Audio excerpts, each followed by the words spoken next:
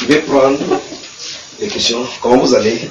Bien, moi, il y a une fois, on avait commencé avec les questions, on va prendre la première question, n'est-ce pas? Une question. On lève. Baissons la tête, on va prier.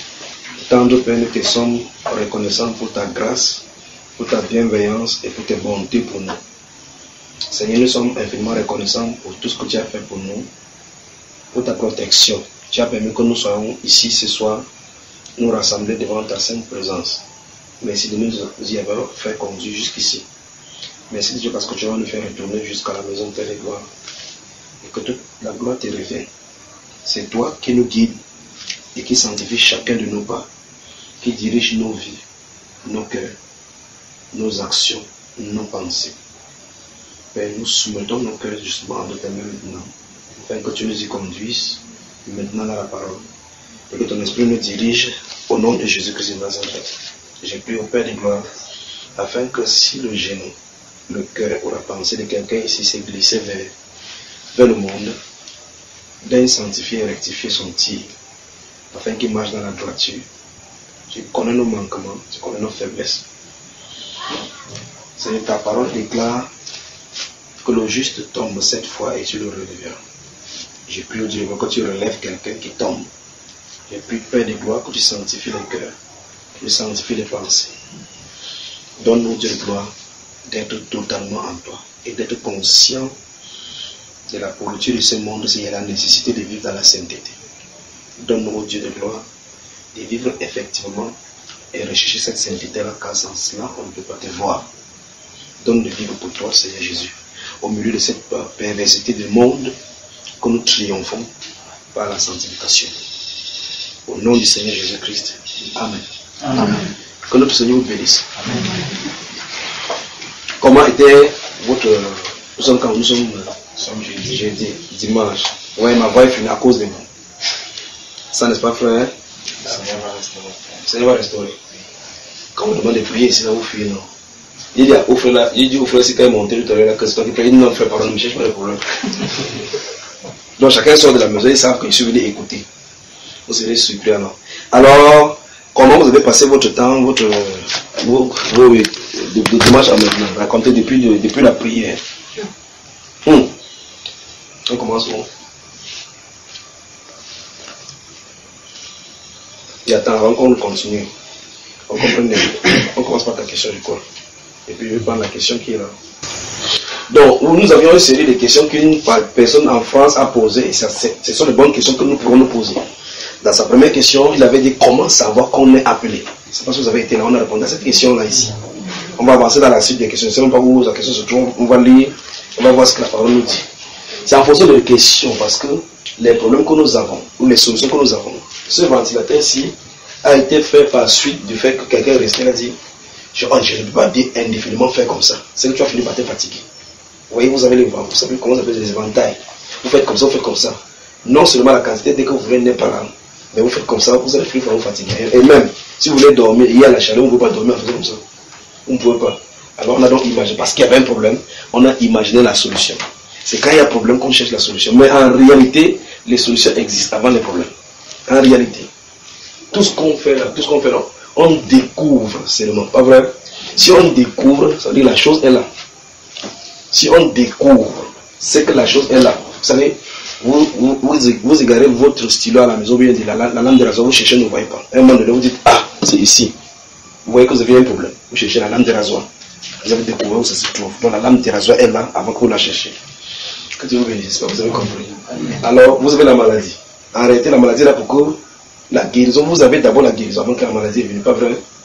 Donc vous ne cherchez pas la guérison. Vous voulez recouvrir la guérison. Vous ne cherchez pas la guérison, vous voulez la recouvrir parce que vous étiez d'abord en santé. Vous me suivez? Comment vous êtes là-dedans? Vous ne voulez pas parler, je profite même pas même comme ça. Non mais c'est quand même curieux.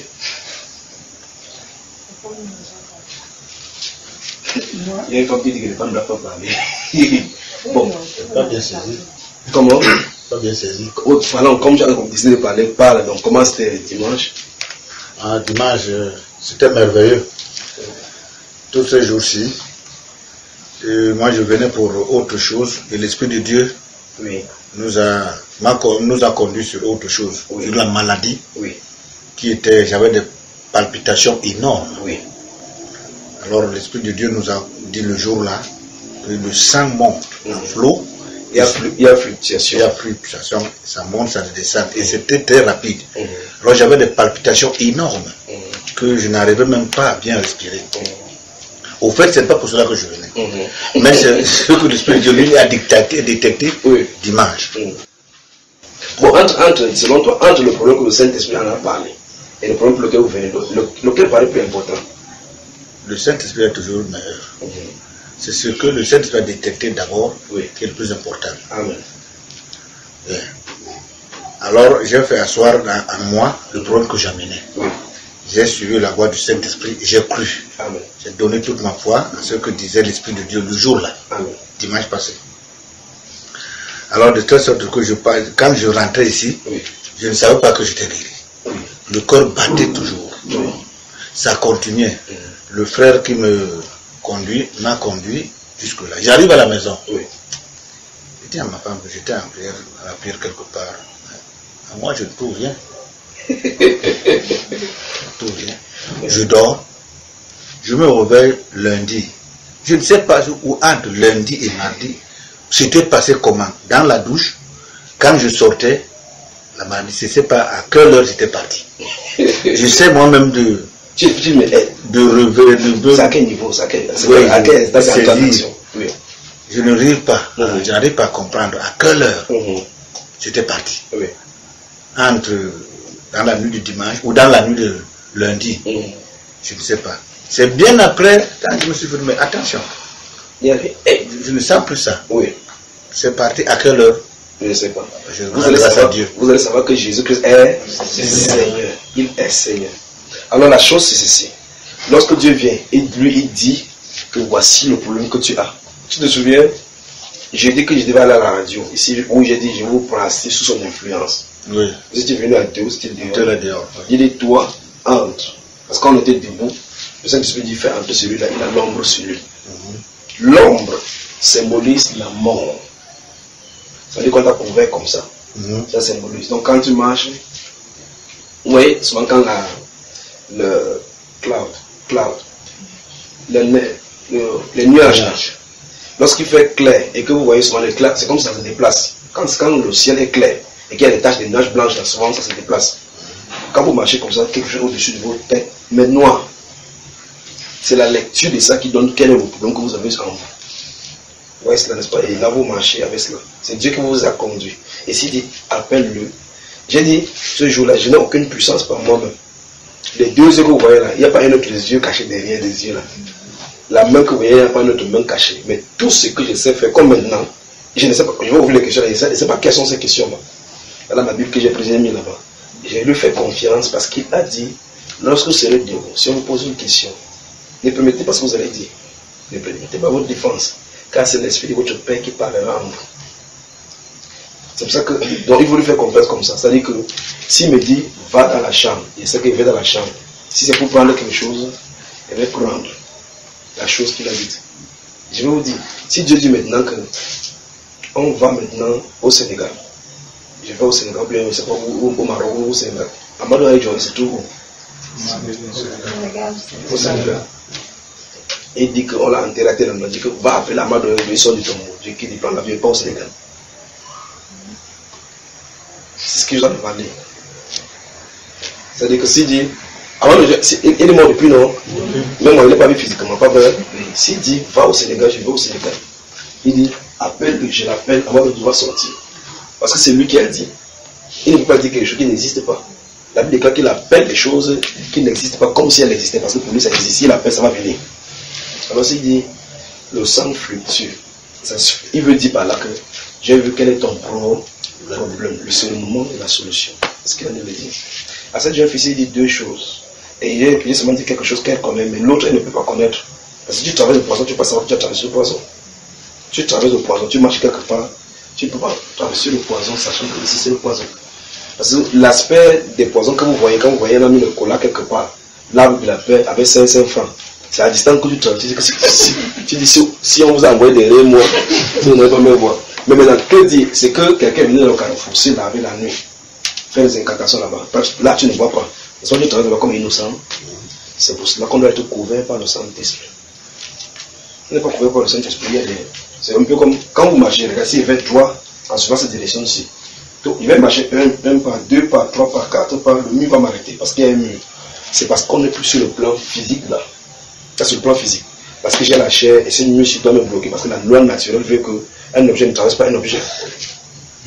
Mais dans le cadre spirituel, c'est comme ça. Si vous êtes en train de marcher, alors vous, quand vous marchez, vous quittant pour venir ici, vous allez certainement traverser les gens en route qui marchent avec les yeux, d'autres qui marchent avec la tête, quatre têtes. Si tu vois, ça ne doit plus sortir de la maison. Donc nous les traversons. Alors les 5 personnes vont te regarder. Alors qu'est-ce qui arrive dans ton corps? Alors c'est elle a traversé quelque chose. Maintenant, la semaine dernière, dont j'ai dit, certains d'entre vous, comme vous êtes sous cette influence, ça ne peut pas vous laisser indifférent. Vous voyez cela? Pour d'autres personnes, même maintenant que je ne parler, dans 3 mois, ils verront la chose. Jusqu'à 3 mois. Nous sommes quand? Nous sommes en janvier là. Janvier, février, mars, le début avril, jusqu'à ça, il y aura des faits. Vous voyez cela? Ça veut dire qu'on dit, je suis là. Oh, il ne m'a pas touché, il ne m'a pas touché. S'il vient maintenant, il touche, regarde. Bonsoir. Ça, c'est le frère Julien. Mais si lui, il entre, il dit un autre bonsoir, ça ne sera plus moi. Mais il faut que ce soit lui qui fasse comme ça. C'est-à-dire qu'un bonsoir qui règle les problèmes.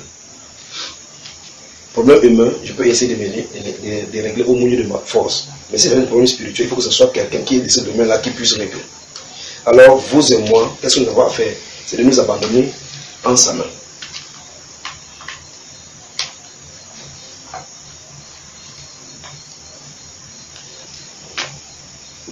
Mademoiselle, parle-moi, ça va? Oui. Depuis hier que ça va. Est-ce qu'elle va parler autrement? Quand moi je ne pas vous entendre, vous m'avez fait crier sur ma voix est finie. Je demande seulement que ça, comment ça va? Parle-nous. Voilà, Et voilà. Après la prière, évidemment. Oui.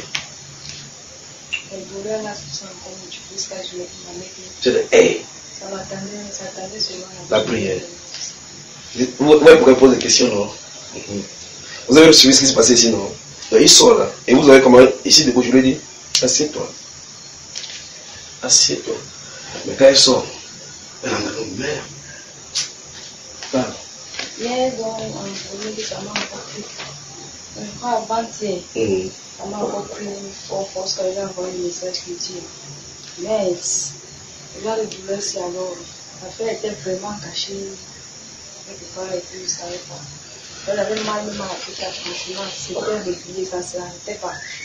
Ça sentait seulement mal comme ça. Et puis, hier, j'ai dit, j'ai oublié ça en fait.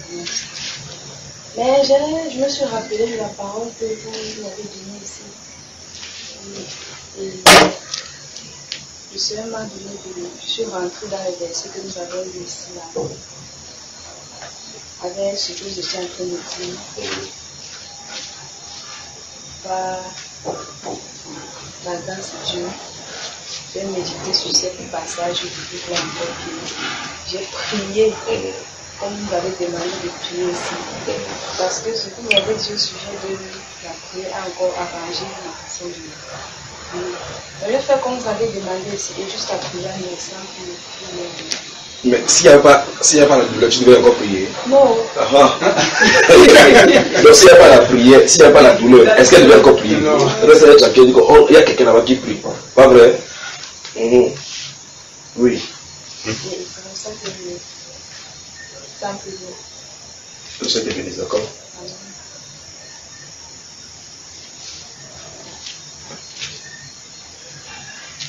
Oui, des questions?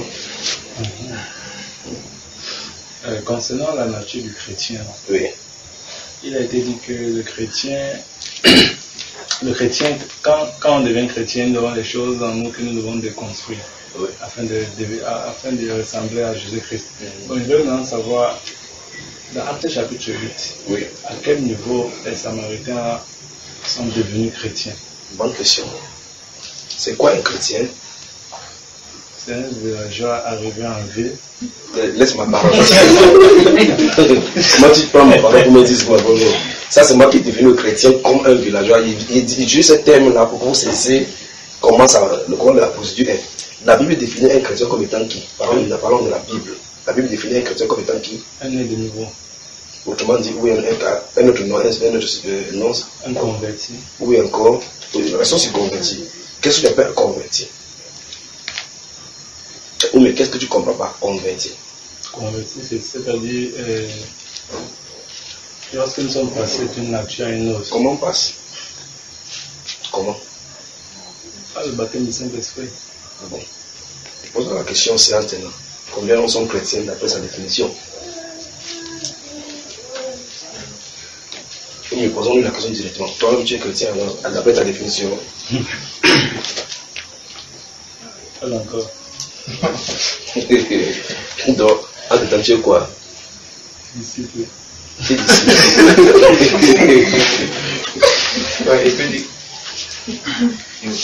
Tu veux le secours, mais tu veux le défendre pour toi? Non, je voulais dire quelque chose par rapport à la définition du chrétien. Je veux dire chrétien, c'est quelqu'un qui a l'esprit de chrétien, c'est celui qui a l'esprit de Christ en lui. Mais c'est ce qu'il a dit.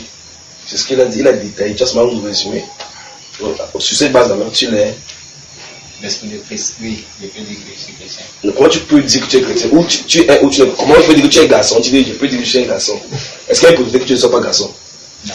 Tu es chrétien ou tu n'es pas? Je suis chrétien. Maintenant, explique-nous comment tu es devenu chrétien. Parce que en expliquant, ça va nous édifier. On va savoir si oui ou non on est sur la même longueur. Donc, comment es-tu devenu chrétien?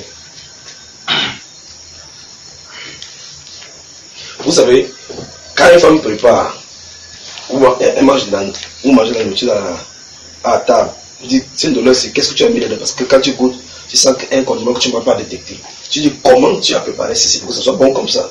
Elle dit, j'ai mis d'abord telle chose, puis telle chose. Si c'est là, alors elle a composé. Et si elle a composé ça pour que ça sorte ici, elle peut t'expliquer comment elle a fait. Si tu es chrétien, tu peux expliquer comment tu es devenu chrétien. C'est simple, n'est-ce pas?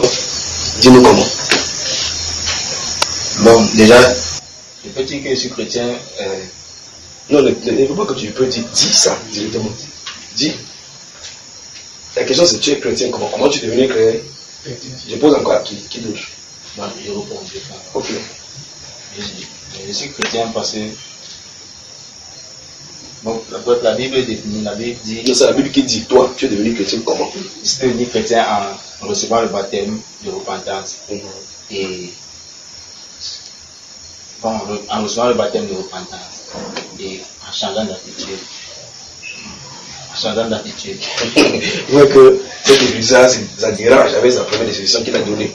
Tout à l'heure, tu as dit que le chrétien c'est quelqu'un qui a l'esprit de Christ. Mais dans ta définition, tu n'as plus dit, ça n'a même plus rien à voir. Vous allez lire votre Bible, là, vous allez lire votre Bible.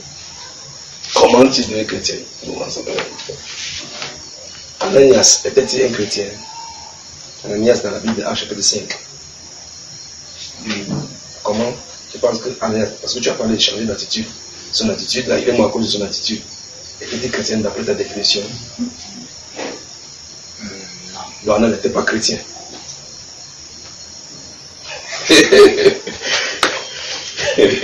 La chose n'est pas encore déconstruite en lui. Donc il n'était pas chrétien à ce niveau-là. Non, il est chrétien, mais la chose n'est pas encore déconstruite. C'est pour ça qu'il dit que dans ce cas, pensons encore bien à la définition de chrétien. Parce que chacun dit que je suis chrétien. Il y a d'autres qui portent des estampilles. Je suis chrétien, catholique. Je suis catholique orthodoxe. Orthodoxe de 7 conciles. 3 conciles. Je suis dédié catholique. Luthérien réformé. Église évangélique du Cameroun. Église évangélique luthérien, ainsi de suite. Pentecôtiste. Réveillé, même comme il a dormi. Autant comme ça. Alors, finalement, parmi tout cela, si ceux-ci disent que les chrétiens, c'est chrétien, c'est chrétien, c'est chrétien, ici. Tu as vu ce style de chrétien de Coran qui est resté là dans la Bible. Un frère. Non, frère. Oh. Alors, si ceux-ci disent que je suis chrétien catholique, et il n'y a pas chrétien catholique dans la Bible, l'autre dit les chrétiens protestants. Il n'y a pas chrétien protestant dans la Bible. Donc, ça veut dire que forcément, il se trompe, n'est-ce pas? oui. Nous sommes d'accord? Oui. Alors, dans ce cas, il faut qu'on pose la question. Qu'est-ce que c'est qu'un chrétien? La Bible dit qu'il faut que quelqu'un soit seulement chrétien tout court. Point final, pas vrai? C'est ça qui crée le problème. comment être un chrétien tout court. Parce que les chrétiens qui sont courts, qui sont pas ce que je viens de dire. C'est pas les chrétiens qui sont courts. Il dit tout court, c'est-à-dire que chrétien sans rien plus. Chrétien. D'accord? Comment le devenir? Je crois qu'il y a un enseignement qu'on a fait ici. Comment es-tu devenu chrétien? On a fait ça ici, pas vrai? De toute façon, vous me faites bavarder encore pour que ma voix finisse. Autre question. Comme ça, je prends la question, la deuxième question. Je vais relire la question de cette sœur-là. La première question, on avait fait comment ça va si on est appelé. Et nous avons résolu le problème ici. Comment ça va si on est appelé? On avait vu qu'il y avait deux niveaux d'appel.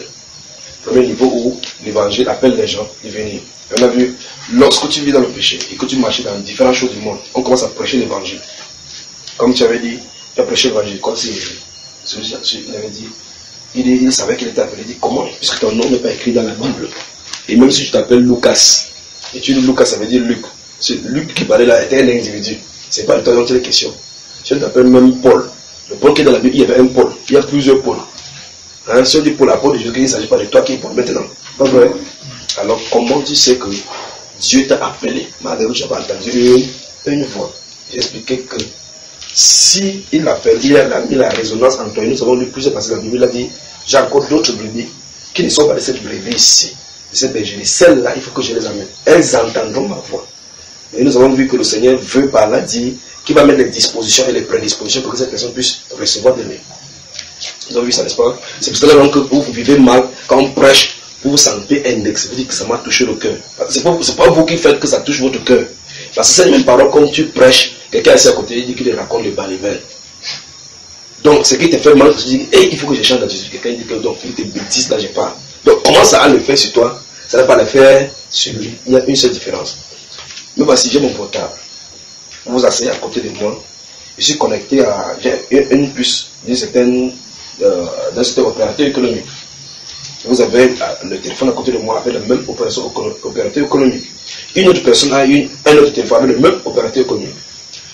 J'ai la propriété dans ce téléphone-ci pour capter le réseau. On appelle ça les boutons du réseau qui captent le réseau. Si ton téléphone n'a pas ça, et la puce électronique de n'importe quoi, téléphone sophistiqué, tu ne peux pas recevoir ni émettre d'appel. Nous sommes d'accord? Ok, maintenant. Le fait que tu puisses émettre d'appel, c'est à cause du fait qu'il y a une propriété dans ce téléphone-ci qui est connectée, et malgré que nous ne voyons pas le courant, qui est connecté à un signal, une antenne qui envoie les ondes, et que ton téléphone doit devoir avoir ça intégré dedans, pour échanger les informations et les messages, n'est-ce pas? L'antenne qui se trouve en haut là-bas, si ici, lorsque le Saint-Esprit envoie sa parole et reçoit des choses, s'il n'y a pas quelque chose ici, cette chose que je donne l'appel dans ce téléphone ici à l'intérieur, c'est que tu as un téléphone qui n'a pas de réseau. Autrement dit, Dieu parle un peu comment. C'est pour ça qu'on peut parler. Ça nous dit absolument rien. Parce que l'onde passe sur le téléphone, ce qui n'a pas de réseau, ça passe à travers l'autre téléphone, c'est calme. C'est pour ça que deux téléphones peuvent être quelque part. L'autre reçoit l'appel, l'autre ne reçoit pas parce qu'il y a un problème de onde ici. C'est pas que le téléphone a fait quelque chose, parce qu'il y a quelque chose qui ne va pas. Alors l'être humain qui entend la parole de Dieu, ça ne fait absolument rien. Quelque chose ne va pas à l'intérieur. Et cette chose-là, ce n'est pas lui qui met. C'est Dieu qui doit avoir mis cela. Alors c'est pour ça que Jésus, notre Seigneur, dit, elles entendront. Il a dit, mes brebis entendront. Donc il y a une propriété en eux pour les faire entendre. C'est ce qu'on nous dit. D'accord? C'est ce qu'on a vu. Et là on a vu, on est passé au deuxième niveau de l'appel. Ok, vous venez à la maison. On a prêché l'évangile, nous venons. Nous voici nous réunis aujourd'hui, n'est-ce pas? Si vous aviez été dans le monde, vous ne serez pas là en train de parler de la Bible. Alors comme nous sommes réunis, lorsqu'on vient dans le corps maintenant, il y a le deuxième niveau dont on appelle. Ça c'est le deuxième appel qui consiste en qu'est-ce que je suis censé faire. Et là, ces jours, j'ai pris un exemple dans une maison où il y a plusieurs enfants qui travaillent.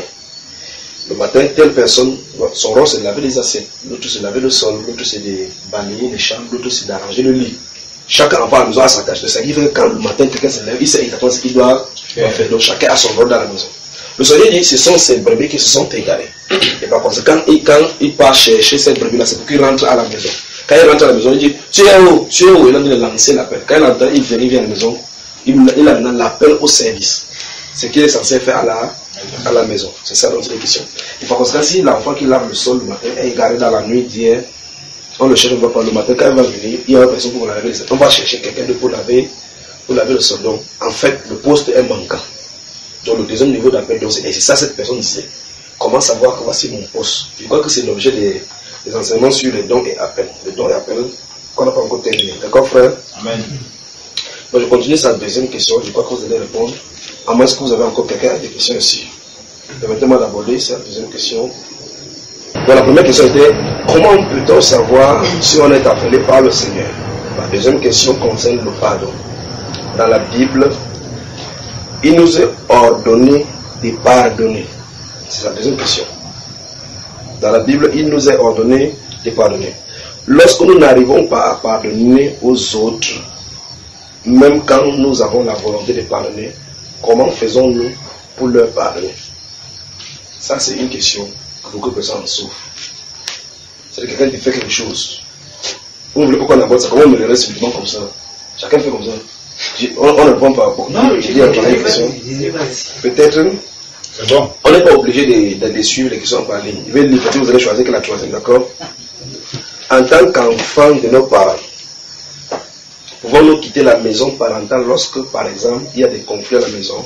C'est-à-dire que papa et maman bagarrent. Je dis c'est trop dans votre maison-ci là. Ou bien peut-être ils ont le conflit avec eux. Ils disent non, il faut ne s'en pas.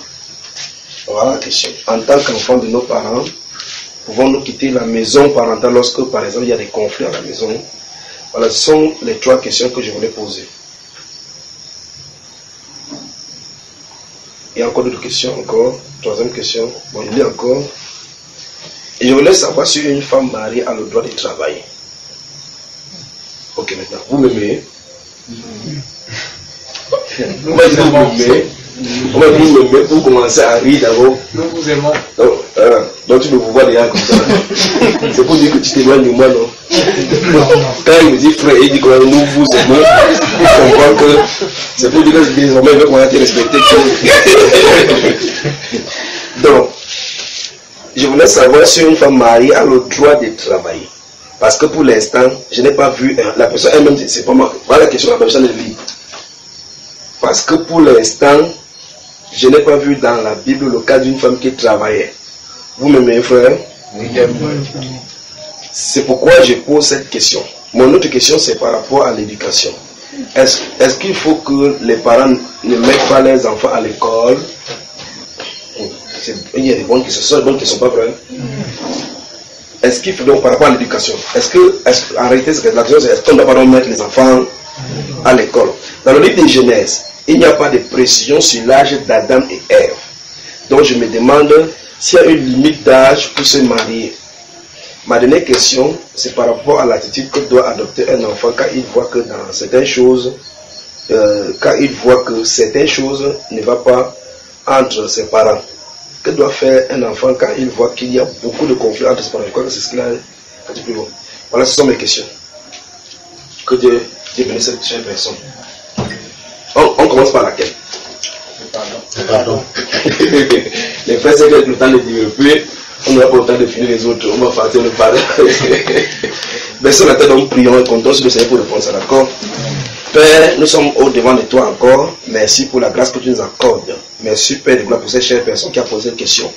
Je prie au Père de gloire pour tous ceux qui avaient cette situation dans leur cœur et dans leur vie, Père, que tu les aides et que tu nous aides maintenant, Père de gloire, à donner la réponse telle que tu auras voulu. Je prie, Père, que tu parles directement à quelqu'un et que tu touches son cœur dans le nom précieux du Seigneur Jésus-Christ. Amen. Amen. La première chose à faire, c'est que vous devez arriver au niveau où... Arrêtez vos Bibles comme ça, d'abord. Vous devez arriver au niveau où vous devez savoir que s'il y a une question de l'ordre biblique, la réponse doit se retrouver dans la Bible. C'est-à-dire que toute question biblique doit avoir la réponse dans la Bible.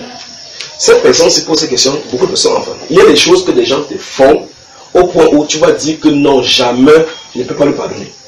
Même quand je vais lui pardonner, je ne peux pas oublier. En fait, c'est la personne a raison. Il faut donc, je vais commencer à regarder ces choses pour avancer.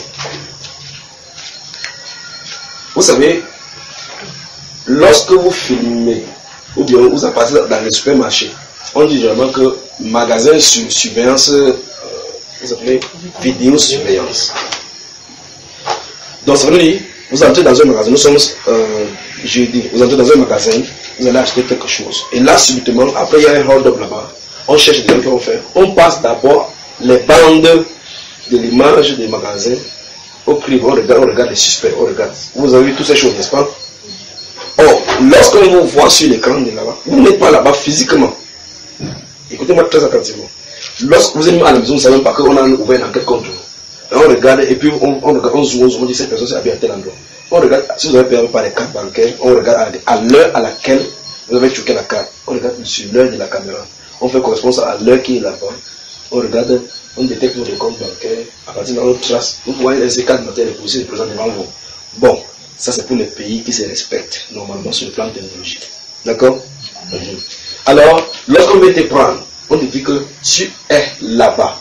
On t'a vu là-bas. Tu dis non, j'ai acheté quelque chose, c'est pas moi qui ai fait cela. Il n'y a pas de problème. C'est un peu comme quelqu'un qui vient mourir.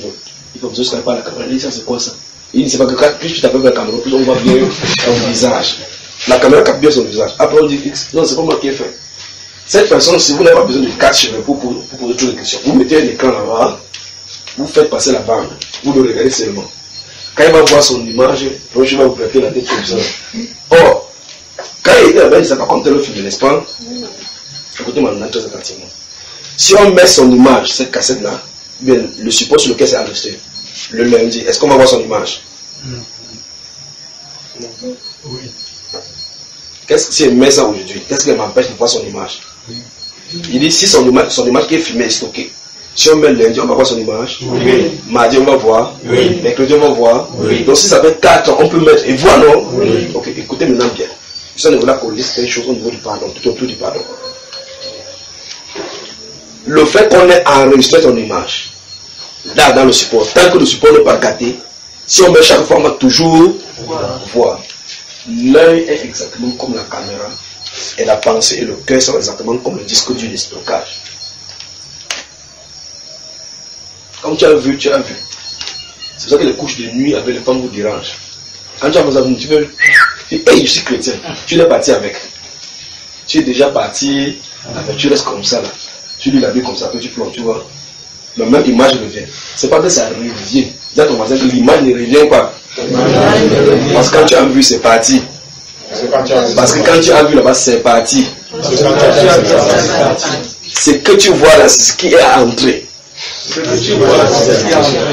Est-ce que quand tu as le lit et que l'image là est là, est-ce que quelqu'un peut comme même ainsi encore? Alors, où est-ce que ça vient pour s'imprégner sur ta rétine?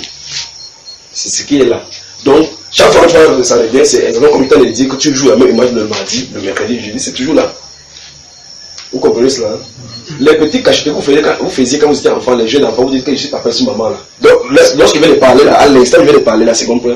Chacun se souvient de sa part pour la première fois. Pas vrai? Mais peut-être le jeu n'est pas devant vous. Faites ce que vous avez fait quoi? C'est vraiment dire que quoi? Vous allez dans un dossier, vous cherchez les CD, vous mettez ça joue. Donc c'est là, stocké. Quand vous avez dit que tu as le compte là chicoté, quand il parle comme ça à l'instant, il met chicoté, ça ne vient pas vrai. Tu es sur le jeu, on avait touché comme ça. Il a joué de se mettre là, après il dit qu'est-ce que mettre là? Pas vrai frère? Est-ce que le maître est présent? Alors, chaque fois quand quelqu'un va vous faire quelque chose, c'est stocké.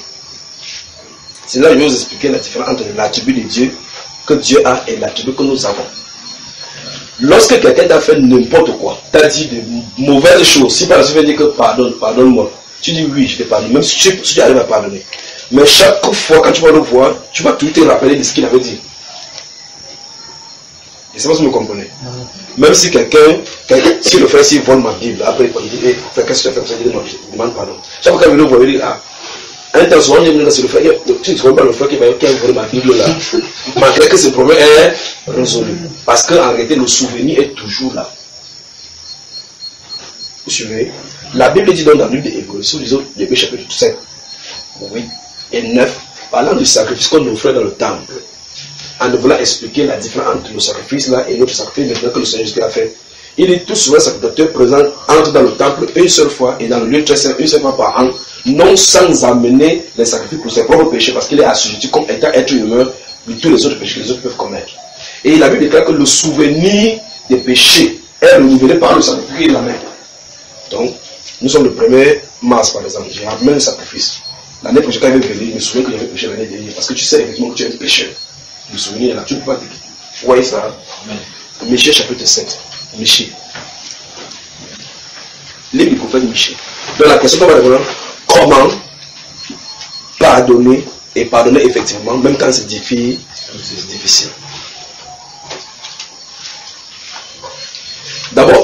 il faut qu'on comprenne que c'est un commandement que Dieu nous a donné de pardonner. C'est un commandement. Dieu nous a donné de pardonner. Je suis désolé de vous avoir donné plutôt un passage qui est difficile de trouver, pas vrai? Débrouillez-vous, vous allez trouver quand même Michée.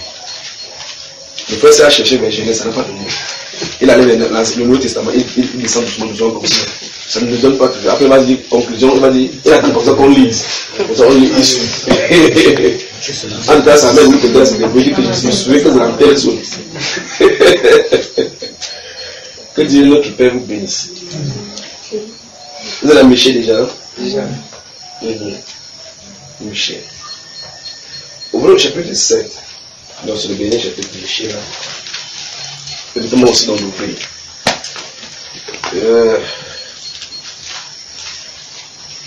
Mon Dieu, mon roi.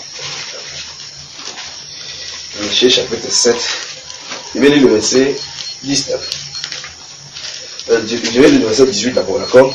Je vais lire le verset 18 et 19. Si vous allez noter. Nous voulons comme ça répondre à la question de cette personne qui nous a posé, d'accord?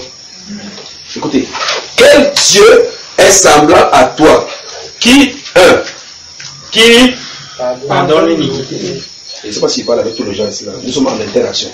Quel Dieu est semblable à toi qui pardonne l'iniquité. Deux. Qui oublie le péché. Voilà. Vous avez vu, n'est-ce pas? Donc, Dieu seul a l'attribut de pardonner et d'oublier. L'être humain n'en a pas. L'être humain a l'attribut, a la capacité de pardonner.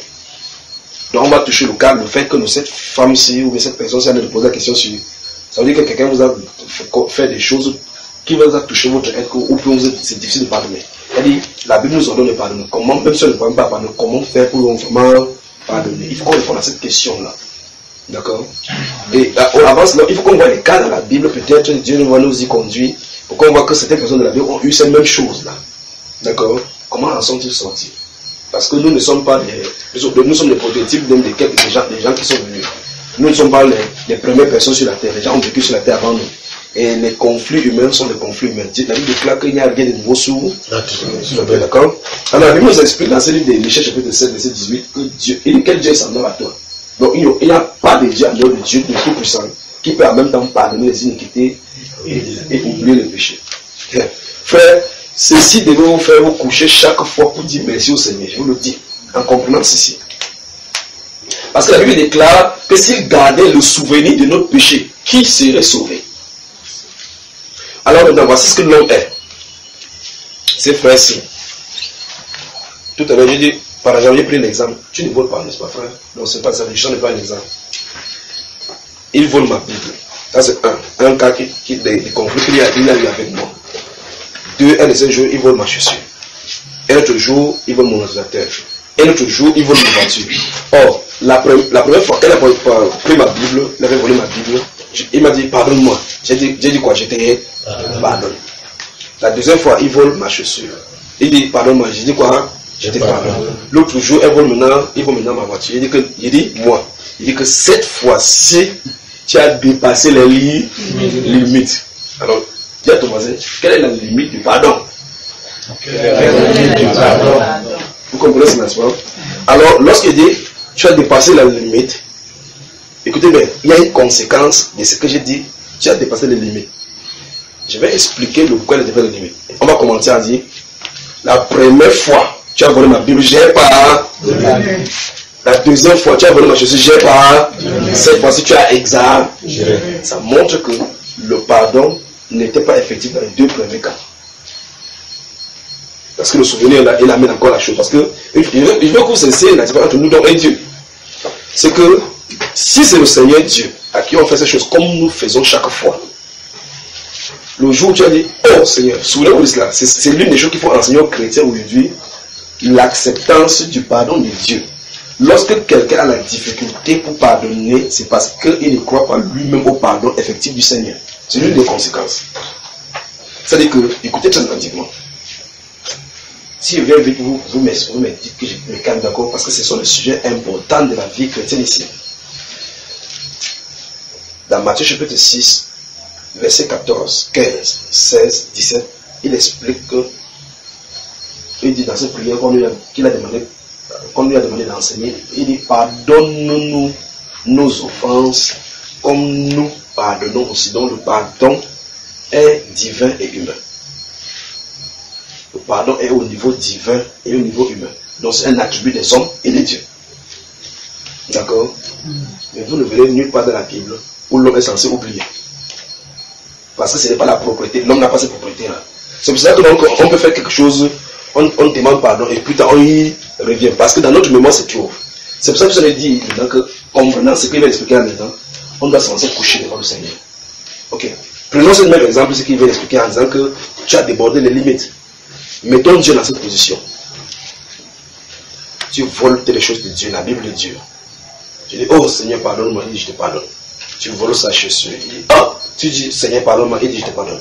Tu voles son ordinateur, tu dis, oh Seigneur, pardonne-moi, il dit, je te pardonne. Tu voles son poulet, oh, je te pardonne. Tu voles sa maison, oh, je te pardonne. Tu vas voler chaque fois, il va te pardonner. À jamais, Dieu ne te dira pas que, mais la dernière fois tu avais volé la Bible. La dernière fois tu avais volé, parce que comme il a pardonné, il a oublié. Donc pour Dieu, tu n'as jamais fait ça. C'est ça le vrai problème. Ça va être compliqué dans votre esprit parce que pour nous c'est compliqué d'oublier. Comment Dieu fait? Enfin, c'est le verset 19 qui dit, les hommes continuent. Quoi que j'ai même fait vite fait là. D'accord? Je commence verset 18 pour aller au verset 19. Quel Dieu est semblable à toi qui pardonne l'iniquité, qui oublie les péchés du reste de ton héritage? Il ne garde pas sa colère à toujours, car il prend plaisir à la miséricorde. Car il prend plaisir à la miséricorde. Il aura encore compassion de nous. Écoutez maintenant, regardez bien là où Dieu met les péchés. Il dit, je suis content, frère, je suis content d'avoir un grand Dieu comme ça. Si je ne suis pas content, c'est votre problème. Je suis content d'avoir un grand Dieu comme ça. Ah, non, tu as de l'humilité là. Si tu es content, je suis en blanc, là, tu es en blanc, blanc. Je suis content, tu es content comme moi. Regardez aussi, il dit, regardez, il aura encore compassion de nous. Donc il parle de moi là-dedans. Il mettra sous ses pieds nos iniquités. Parlez de Dieu. C'est pourquoi le Seigneur est allé devant le trône avec son sang. C'est pourquoi le Seigneur jusqu'à allé devant son trône avec son sang. Le sang d'intercession. Il était enseigné que, ok, sur la terre, la seule c'est comme un péché, c'est comme ça. Le Saint-Esprit dit dans ton cœur. Quand vous êtes chrétien, de la bonne façon, quand vous faites quelque chose, même quand vous répondez mal à quelqu'un, la seconde après, la personne part, tu es en conflit avec Dieu. La seconde d'après, il dit bien la seconde d'après. Dès que tu finis, quand la personne se tourne comme ça, tu es en conflit avec Dieu. Et comme Dieu n'est pas tellement éloigné, il est tellement proche, où il est devenu petit à l'intérieur de toi, ou à l'intérieur de toi, il te combat à l'intérieur. Tu n'es pas tranquille. Parce que tu cherches un corps pour dire, oh Seigneur, pardonne-moi, parce que si tu entends comment ton cœur c'est calme. Alors, regardez très attentivement. Cette chose c'est comme un problème sur la terre. À cet instant-là, dans le spirituel, Satan dit que, oh, je vais quitter aujourd'hui. Il prend son dossier. Que coupable. Madame Gando, coupable. Il court comme ça. Monsieur le Seigneur, il dit, oui, c'est quoi? On sait de là qui il est. Il dit que tu étais où il me promenait sur la terre. J'ai vu une telle fille là qui dit à piquer Jésus. Il dit, qu'est-ce qu'elle a encore fait? Écoutez bien. Dieu étant omnipotent, étant dans son corps, étant encore au ciel, pendant qu'elle allait parler, il dit que tu fais me demander pardon, ce que tu as fait n'est pas bien. Ou voilà, quel Dieu nous avons enseigné. Alors cette soeur s'est dit, ah, tu sais, elle laisse ce qu'elle a fait, c'est met à genoux. Et oh Père, daigne me pardonner. La Bible déclare, si nous confessons nos péchés, il est fidèle et juste pour nous les pardonner et pour nous purifier de toute iniquité. Satan dit quoi, c'est possible. Sur vous, le sang de Jésus-Christ transforme tout l'univers. Et c'est d'où là le dossier. Le péché entre temps maintenant, Dieu a pris, il a mis au fer, on a dit, sous ses pieds se cache. Il dit, ok, ouvre le dossier de ma fille dont tu parles. Et l'autre concerne le dossier est plutôt rouge partout, frère. Et donc, le dossier qui avait les accusations, c'est rouge partout. Il dit, il ne va même pas en lire. Il dit, cherche, Dieu lui dit, cherche un de ses péchés. Il cherche. Il dit, attends, il dit, ça encore sur la tête, pas trouver. Il va comme ça chaque fois. Il dit, aucun enfant de Dieu ne tomberait dans ses filets. Aucun enfant de Dieu ne tomberait dans ses filets. C'est pour cela qu'en enfer, il va se retrouver seul avec son peuple. Pas un de nos frères. Vous voyez cela? Parce que Dieu, il met le péché sous ses pieds. Parce que s'il ne le mettait pas sous ses pieds, quelqu'un pourrait le prendre pour produire ça. Voici les preuves. Donc, l'épreuve de ta culpabilité se trouve du côté de Dieu. Un peu comme dans la justice humaine, vous voyez effectivement, il y a un dossier, quelqu'un vient voir quelqu'un, au moins ici, il y a la corruption. Un dossier où tu sais que tu es condamné. Il dit, comment il veut faire? Quelqu'un dit, mon ami, la seule solution, c'est de soutirer le dossier là. Je connais quelqu'un qui connaît là où il y a un dossier. Il soutire. Si la personne qui doit condamner, c'est le juge, et qu'il prend sur ton dossier, il prend, il met s'assoit, il s'assoit. Les enquêteurs sont là-bas dans la barre. On dit, vous reprochez même quoi à telle personne, c'est lui. Il dit, où est son dossier? Frère, vous allez trouver. La personne est acquise. Quelqu'un dit que je suis non coupable. Non coupable. Parce que le péché, c'est-à-dire, il mettra sous ses pieds nos iniquités. Tu feras quoi? Tu jetteras au fond de la mer certaines de leurs péchés. Tous leurs péchés. Quoi, frère? Tous leurs péchés. Au fond de la mer. Quelle mer, frère? La mer de l'oubli. Voilà où ça se trouve. Vous avez vu cela? Parce qu'en haut, on a dit en haut que, quand on dit la mer de l'oubli, c'est ici, regardez bien. On a dit en haut que l'iniquité. Ici en bas, on dit l'iniquité se trouve sous ses pieds. Le péché se trouve, parce qu'on a parlé de pardonner l'iniquité, oublier les péchés. Il pardonne l'iniquité, il oublie le péché. Il dit que les iniquités, comment il les pardonne? Il met ça sous ses pieds. Il dit que c'est terminé. Toi, iniquité qui rendait la vie de ma fille unique, qui marche dessus. Vous voyez cela? Puis maintenant, on dit que pour le péché, il le jette au fond de la mer. On a dit que la mer, elle s'appelle comment? L'oubli. C'est la Bible qui dit ça, frère. Donc, si c'était dans la mer, si les gens devaient nager, le même poisson pouvait ramener ça. Dieu merci que cette mer-là n'est pas accessible à l'être humain, ni même à Satan. C'est qu'on est fini ici dehors. Donc, la mer, le fond de la mer de l'oubli, Dieu a accès. Vous voyez ça, frère? C'est le seul marin qui nage jusqu'à là-bas. Satan entre là-bas, il va se noyer. Amen. Alors, le problème maintenant, c'est beaucoup de personnes ne parviennent pas à appréhender le pardon que Dieu nous a accordé par Christ Jésus. Colossiens. Donc suivez attentivement. Toute personne qui a du mal à pardonner a du mal à recevoir le pardon de Dieu. C'est une conséquence directe. C'est-à-dire, lorsque cette personne se commet une faute, il peut prier pour la même faute, même 100 fois. Parce qu'il veut sentir que Dieu lui a accordé le pardon. Dieu n'a pas dit, tu vas sentir dans ton cœur que je t'ai pardonné. Il a dit, 1 Jean chapitre 1, versets 8 et 9. Si nous disons que nous n'avons pas de péché, nous nous faisons menteurs. Si nous confessons, parce que la Bible a dit, nos péchés, il est fidèle et juste pour nous les pardonner et pour nous purifier de toute iniquité. C'est qui est frère? Alors ça veut dire que ce qui est pour nous, c'est de faire quoi? Confesser. Le reste, c'est pour lui. Donc, comme comme l'exemple de la scène dont je parlais, quand Satan se tourne comme ça, quand il dit, oh Seigneur, donne-moi pardonner, c'est terminé. Dieu n'a pas dit, tu vas avoir les chair de peau. Dieu dit, oh Dieu, ça fait mal dans mon cœur. Tu me connais pas, c'est que j'ai traversé. Tu peux pleurer. C'est pour ça que Dieu a tout fait pour mettre quelque chose dans notre corps, que si ça sort autant que ça possible, ça ne va pas nous gêner. C'est les larmes. Si ton sang sort, maximum 1 litre, là, tu vas commencer à faire comme ça. Pleure comme tu veux. Remplis la maison, ça ne changera et tu n'auras pas de vertige. Tu vas voir le monde, tes cas censés calmer, les larmes sont toujours là. Ouvrez vos yeux, envoyez les biens là, vous ne verrez nulle part où les larmes se trouvent. Commencez à pleurer, ça va venir. Donc Dieu a mis abondamment de larmes là. Si tu veux pleurer, pleure. Alors, les pardons ne s'obtiennent pas par les pleurs. Vous comprenez cela, n'est-ce pas? Les pardons s'obtiennent sur la base de la confession selon qu'il a dit. On doit s'y reposer. Vous suivez ça, frère? J'ai dit quel livre tout à l'heure? Colossiens chapitre 3. Permettez-moi de trouver. Vous avez vu effectivement comment Dieu a dit ici qu'il va mettre jeter le péché de l'homme, n'est-ce pas, frère?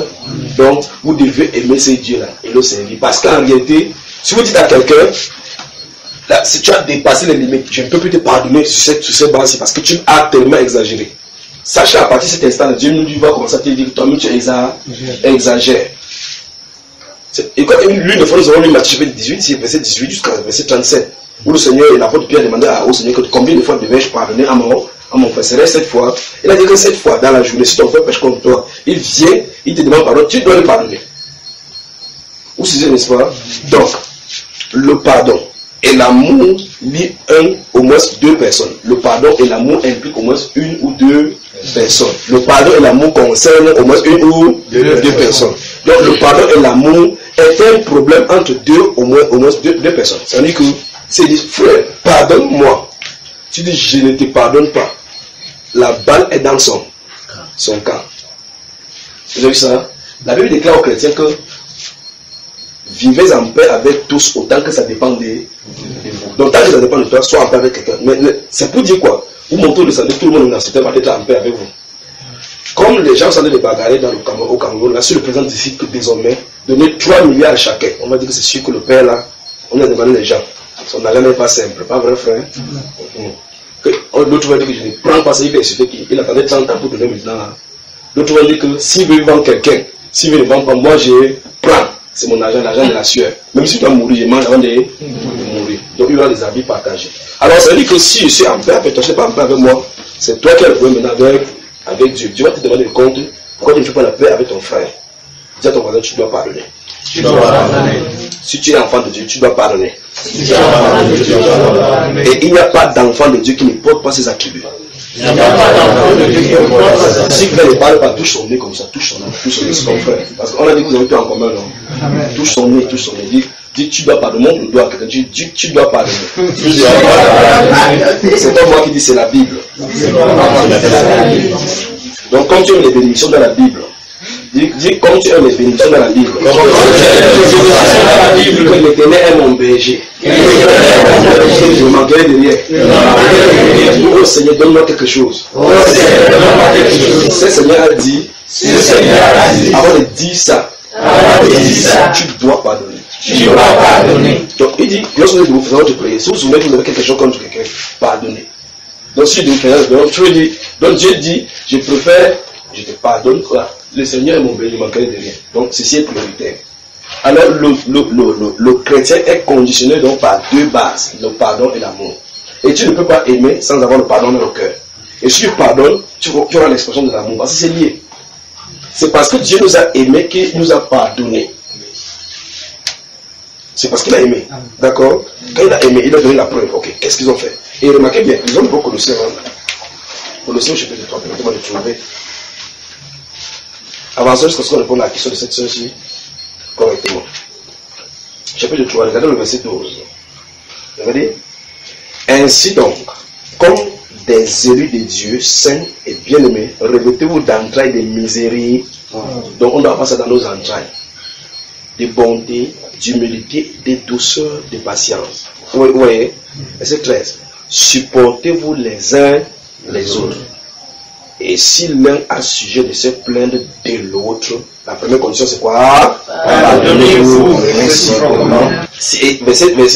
Et si l'un a sujet de se plaindre de l'autre, donc il peut avoir le sujet de plainte au milieu chrétien. Il n'a pas dit allez dans votre droit, justifiez-vous, allez pardonner. Donc s'il y a un problème qui se soutient d'abord, tu dis hey, mon frère, pardonne-moi, je ne sais pas que je t'avais aidé. Frère, ces choses, cette petite chose-ci, c'est suffisant pour régler beaucoup de problèmes dans le monde. Beaucoup de problèmes. Vous voyez un territoire avec l'autre, les conflits qui naissent. On se fait dépense de milliards. On fait que les enfants de personnes partent. On dit quel est le problème? On dit qu'il a traversé la frontière. Ils ont jeté une missile, c'est tombé ici sur notre frontière. Ils ont traversé notre ligne. Ils ont violé les eaux territoriales internationales. L'autre dit que ça fait quoi? Celui qui est fautif dit ça fait quoi? On attend seulement on dit que nous attendons de leur président une excuse. Donc l'autre attend seulement que Dieu à la télévision dit excusez-nous du fait qu'on a fait en faisant l'entraînement, c'est tombé dans les eaux. Il dit que je ne fais pas. Et là, il fait le parallèle, il ne fait pas. Il dit que généraux, quelles sont les stratégies des gars à faire? Vous voyez, il suffit de dire pardonnez-moi. Le monde se vote dans ces choses parce qu'en réalité, le monde est conditionné par le Dieu de la haine. Il ne connaît pas le pardon. Donc les attributs, ces attributs se trouvent dans ses enfants. Alors, dire pardon, c'est un problème. Quelqu'un dit que oui, moi si demander pardon à genoux, non. L'orgueil. On a dit que revêtez-vous d'entrailles de miséricorde, d'humilité, de douceur et de patience. Et si quelqu'un de vous a sujet de se plaindre de l'autre, pardonnez-vous réciproquement. Donc, le contraire de l'orgueil. Je vais lui montrer que moi je me chauffe. Le monde, c'est le contraire du chrétien. ouest là, il y a les gens qui disent que oh, qu'est-ce qui se passe? Qu'est-ce qui se passe? Il dit le monde. Il te voit, il reste derrière, tu vois, tu as un problème quelque comme ça, il te voit comment tu es mou. Il dit yeah. Tu es même un homme. Tu es même yeah. Achète, donne ton problème là. C'est-à-dire qu'il veut acheter un problème pour agir là-devant pour lui montrer de quel bois il se chauffe. Quand tu vas montrer de quel bois il se chauffe, vous avez une chose en commun.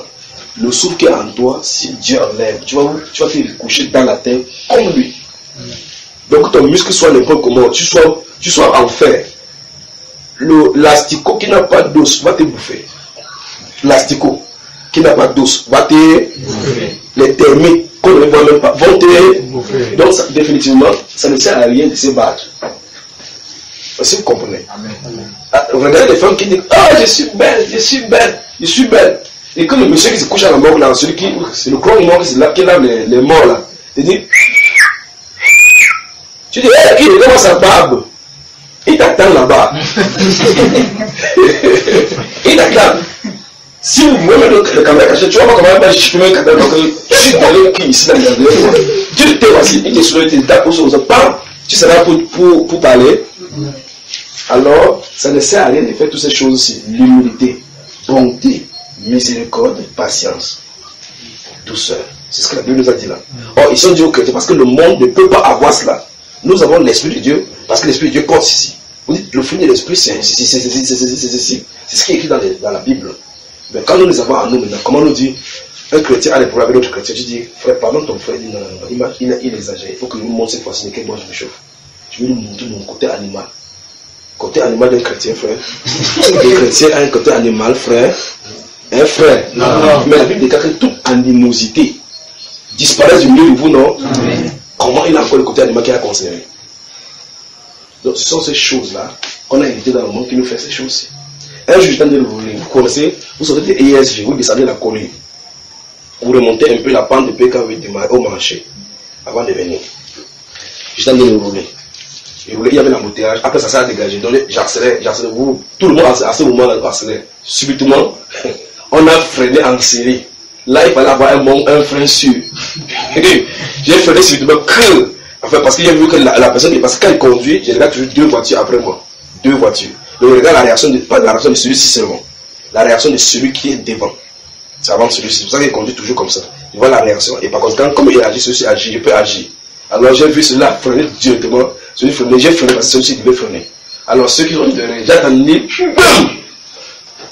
boum là, tout le monde, nous tous qui avons sorti, qui avons freiné, chacun est sorti de sa voiture pour savoir où tout venait.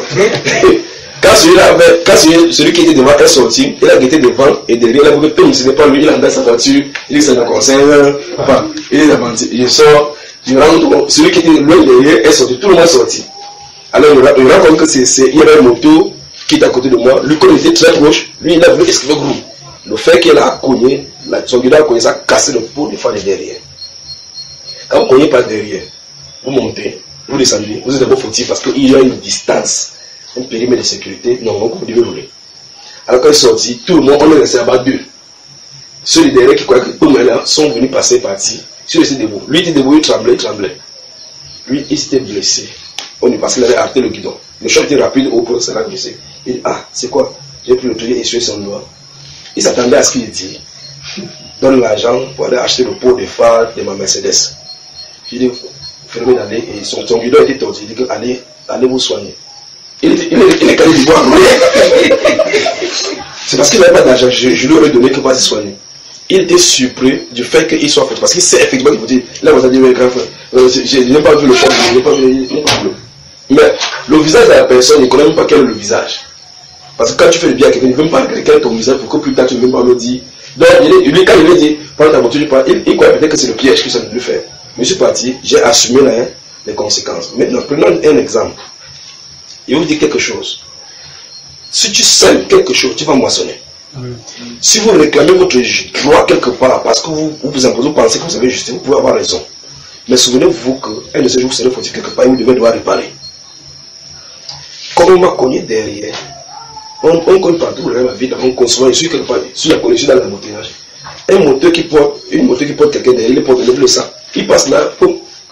Et comme ça va jusqu'à vous appelez les rétroviseurs vont comme ça, après ça va, donc ça fait pas, je les observe, il part, il se tourne derrière, je les observe, il part, pour tourner, il arrive là, la voiture la connaît, la même personne là devant, ça connaît fait des prières, la voiture la connaît, il dit observez ce qui se passe.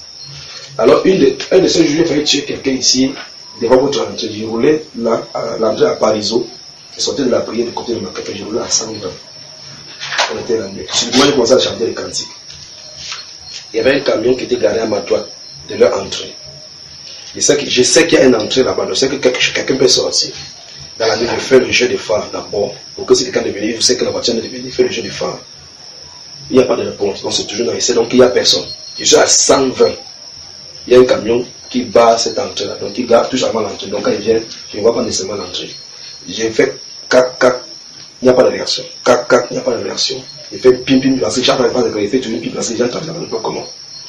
J'arrive dès qu'il y a bord le camion, parce qu'il y a un gougnafier qui sort du quartier avec la moto, il est assis loin derrière. Il fait comme ça, en route comme ça. Donc il croit qu'il est chez lui. Je suis à 120 km/h. J'ai moins de 2 mètres pour réagir. Ce n'est pas faisable. Ce n'est pas faisable. J'ai freiné une fois, la deuxième fois, la voiture s'est arrêtée devant lui. Quand la voiture s'est freiné devant lui, ça a fait crrrr. Tout ce qui était là-bas savaient que. En fait, j'avais une main au niveau de la vitre, j'étais comme ça, j'ai freiné comme ça, sans bouger. Moi, je ne sais pas ce qui m'arrivait. Parce que normalement, quand tu vois une réaction, soit tu vas essayer d'esquiver. Mais j'ai freiné comme ça, tout droit, 2 fois. La voiture s'est arrêtée, il est sur l'espace de 2 mètres. Et c'est là, j'ai vu sa réaction, il me plaît, parce qu'il a fait comme s'il venait de se réveiller. Il a pissé sur lui. Il a pissé, subitement, il a pissé sur lui. Et ce moment, quelqu'un dit que mon ami, on t'a vendu au village.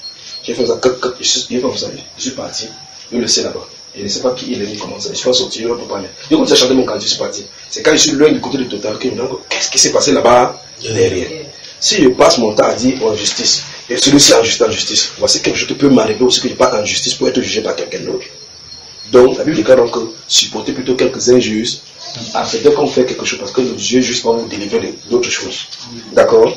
Alors, des situations peuvent nous arriver, donc qui peuvent nous pousser à ne pas pardonner. Les gens peuvent faire n'importe quoi qui peut pousser à ne pas pardonner. Tu laisses ça, il dit ma vie, on casse chaque fois.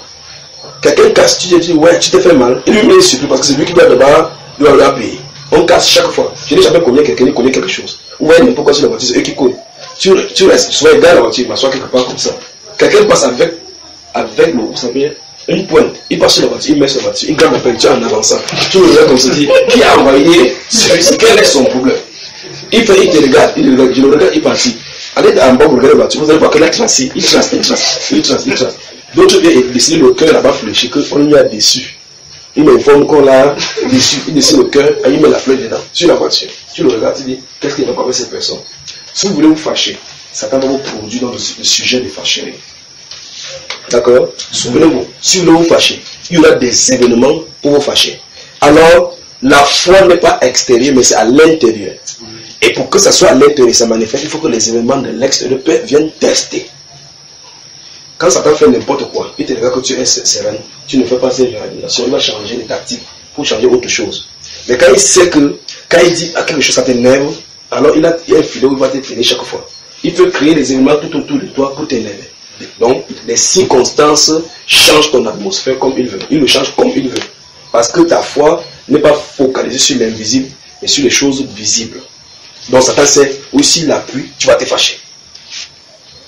Vous me suivez, frère? Donc, lorsque nous vivons en tant qu'être humain, il y a donc des sujets de fâcherie. Mais la Bible nous dit dans ce Colossiens chapitre 3, verset 13, que s'il y a sujet de se plaindre, la première réaction d'un chrétien est pardonnez-vous réciproquement. De même que Christ vous a pardonné.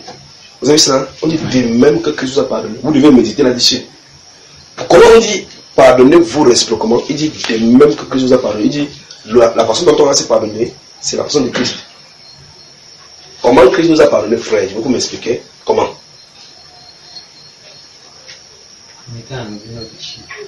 Quand il t'a pardonné, tu étais en règle. Quand Christ vous a pardonné, chacun de nous ici, vous étiez en règle avec lui. C'est que si vous étiez en règle, c'est qu'il n'avait pas besoin de pardon. D'accord? Oui. Il veut dire, souvenez-vous que Christ vous a pardonné alors que vous étiez fautif. C'est de cette façon que vous allez pardonner. Donc vous n'allez pas pardonner à quelqu'un parce que vous n'êtes pas fautif ou parce que vous n'êtes pas fautif. Non. Le pardon est donné lorsqu'il y a un problème. C'est pour notre frère, s'il n'a pas besoin de mon pardon, il n'a pas besoin de pardon parce qu'on n'a pas de conflit. Le conflit nécessite au milieu chrétien du pardon. Donc c'est n'importe quel problème. La première chose d'abord, c'est le pardon. Même si elle est besoin de pourquoi. Le pardon d'abord. Mais ça, c'est le cas des chrétiens. Que faire donc maintenant si on a en face de nous quelqu'un qui n'est pas un croyant et qui n'est pas tenu à suivre les règles des Écritures et dont vous êtes en conflit? Vous suivez ça, frère? Parce que ça, c'est la règle. Il dit que, pardonnez, dit que revêtez-vous d'entrée de miséricorde. Il parle aux chrétiens. Vous suivez les chrétiens. Dans Philippiens chapitre 4, il parle des maudits et des saintiches qui sont dans, que les anciens doivent les aider à être dans les mêmes sentiments. Donc, ils étaient en conflit. Vous savez, les sœurs, quand l'autre vient, elle dit qu'elle a cassé mon plan, l'autre jour, groupe, ça. C'est comme, la bouche commence à se tordre comme ça. Puis on dit, salut votre sœur. Chacun salue comme ça, il s'esquive. N'est-ce pas? Après on dit, oh Seigneur, on enlève les mains dans le même Seigneur. Ça ne peut pas marcher comme ça. Ces choses-là peuvent arriver avec les mondes, mais pas avec les chrétiens. Parce que si quelqu'un ici, on dit que salut quelqu'un, tu ne dois pas saluer. Tu dis qu'il m'énerve. Vous allez au ciel, vous allez faire comment là-bas? Vous deux là, vous allez au ciel devant le Père. Tu as dit que Dieu, tout ce que tu demandes, tu peux faire, mais pas saluer cette personne-ci. Vous allez faire ça là-bas, frère? Là-bas, il y a un point d'hypocrisie. Et ici, c'est le reflet du royaume du ciel.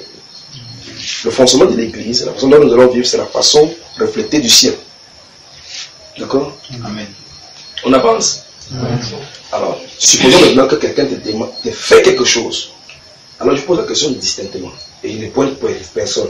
Y a-t-il quelque chose que quelqu'un vous a fait qui vous a touché au point où quand vous pensez pardonner, ça ne donne pas? Qui a quelque chose comme ça? Comme ça, on prend son cas comme exemple, on avance. Parce que cette personne s'est posé la question, que faire si lorsqu'on veut pardonner, on veut pardonner malgré que le commandement est donné? La personne sait que le commandement est là. Je ne parviens pas toujours à pardonner. Qu'est-ce qu'il faut faire dans ces cas-là?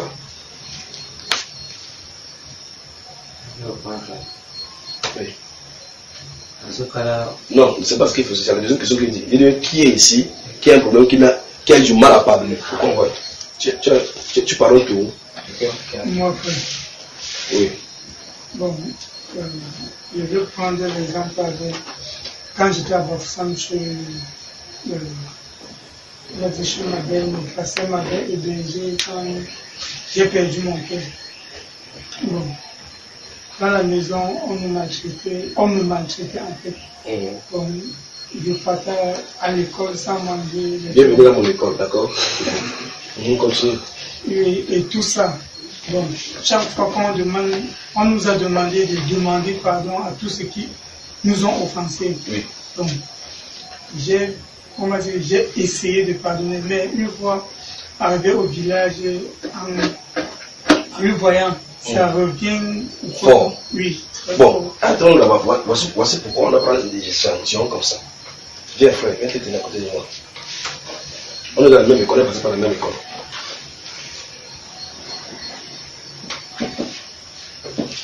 Alors écoutez très attentivement. Une succession de conflits avec quelqu'un, c'est un peu comme ce papin, si on a mis un papin, on a mis un papin, implique une succession de construction de haine et de ressentiment et d'amertume. Même à votre absence, même sans que vous ne savez. Il y a des gens que si on dit que, est-ce que c'est telle personne venue ici? Tu entends c'est quelqu'un fait. Si tu ne veux pas qu'on ait le problème, ne prononce plus son nom ici. Donc la prononciation de son nom même crée déjà les conflits. Alors ça veut dire que cette personne, si elle revêtue du courroux contre le nom de la personne, contre la personne là.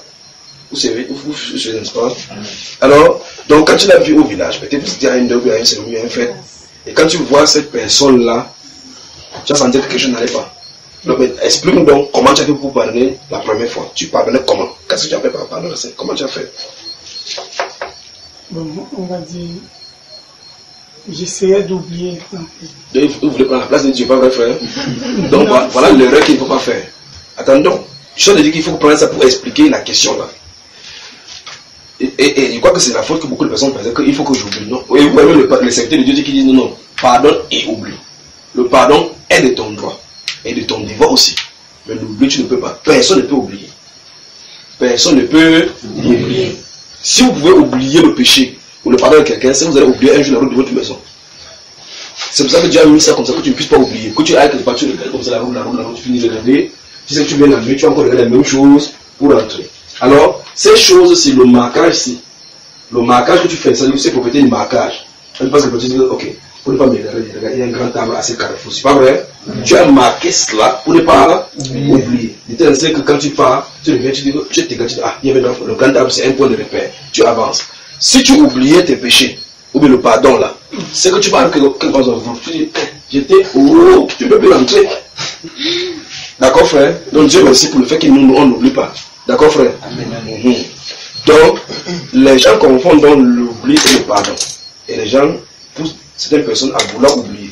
Et c'est l'oubli donc qui amène dans le problème que cette personne a des faits. Donc c'est le problème de l'oubli. Ce n'est pas ensemble le problème du pardon. C'est le problème de l'oubli. Parce que la personne essaie tant bien que mal d'essayer d'effacer ça de sa mémoire. Mais il ne parle pas. Le problème c'est qu'il ne savent pas qu'il ne peut pas le faire. Donc il faut plutôt aborder ça du point de vue biblique avec Dieu. C'est-à-dire que quoi? Tu m'as fait quelque chose, je considère que tu n'as jamais fait cela. Et que même si tu l'as fait, c'est pour un but. Prenons un exemple de la Bible, puisque nous restons là debout, même quand il prêche, je fais 4 debout. Voilà, comme ça. Tu vas savoir ce que ça fait aujourd'hui là. Alors, un enfant qui grandit avec ses frères, ils jouent ensemble. Le seul fait que Dieu a une grâce dans sa vie, qu'il a des visions, on le déteste. On l'appelle qui? On l'appelle qui? Joseph. C'est quoi que vous voulez le nom? Alors, Joseph a les songes, mais ses frères le détestaient de façon unanime. Quand il fait pour être détesté, tout simplement parce que Dieu a la grâce sur lui. Donc ça veut dire que les grâces de Dieu peuvent attirer la haine contre toi. Vous voyez cela? Ok. Donc ne passe pas quand tu dis, oh Seigneur, j'ai prié l'autre jour, j'ai eu une grande témoignage. Quand chacun regarde, on dit, wow, le frère est bien. Comment ça fait? Il fait même quoi pour que Dieu le fait? Donc, tout le monde le regarde en pensant de la même façon. Donc quand tu lis, quelqu'un dit, tu tues. Moi, il prie chaque jour, je n'ai pas le songe. Quand tu pries chaque fois, tu n'as que les témoignages. Donc les témoignages même que Dieu fait pour toi peuvent attirer les convoitises et par conséquent la haine. D'accord, frère? Alors Joseph, un moment donné, son père l'envoie au champ, aller sauver ses frères. Il parle avant, dit que voici le songeur. On va lui montrer maintenant comment les songes s'accomplissent sur la terre. Ils ont pris, ils l'ont vendu. Ses propres frères ont pris, ils l'ont vendu. Ses frères le détestaient. On peut l'ont vendu. J'étais devant la citerne. Il a passé toute la journée sans boire dans la boue. On l'a vendu au Sabéen. Ils sont passés à le vendre en Égypte. Il allait comme esclave, méprisé, travailler sous le soleil là-bas. Allez là-bas, on l'a méprisé, envoyé en prison. Pensez que toutes ces années, quand il voit le frère de quelqu'un, avec le frère de quelqu'un, il jouait là-bas en Égypte. Quelle image ça lui revient, frère? Ouais, quelle difficulté peut avoir? Ouais, tout ce qu'il a vécu pendant des années comme ça, sans plus jamais voir sa mère. Il est sorti de la maison un jour, il n'a plus jamais vu son père. Il n'a plus jamais voir sa mère. Il n'a jamais voir ses frères. En plus, ça, il souffre à cause de. Alors qu'il n'a rien fait. Genèse chapitre 50. Bouge pas, reste ici. Tu prends quoi ce soir? Voici la mémoire ici ensemble.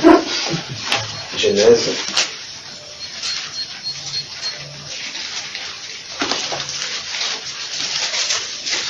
Alors, chapitre 50 de Genèse.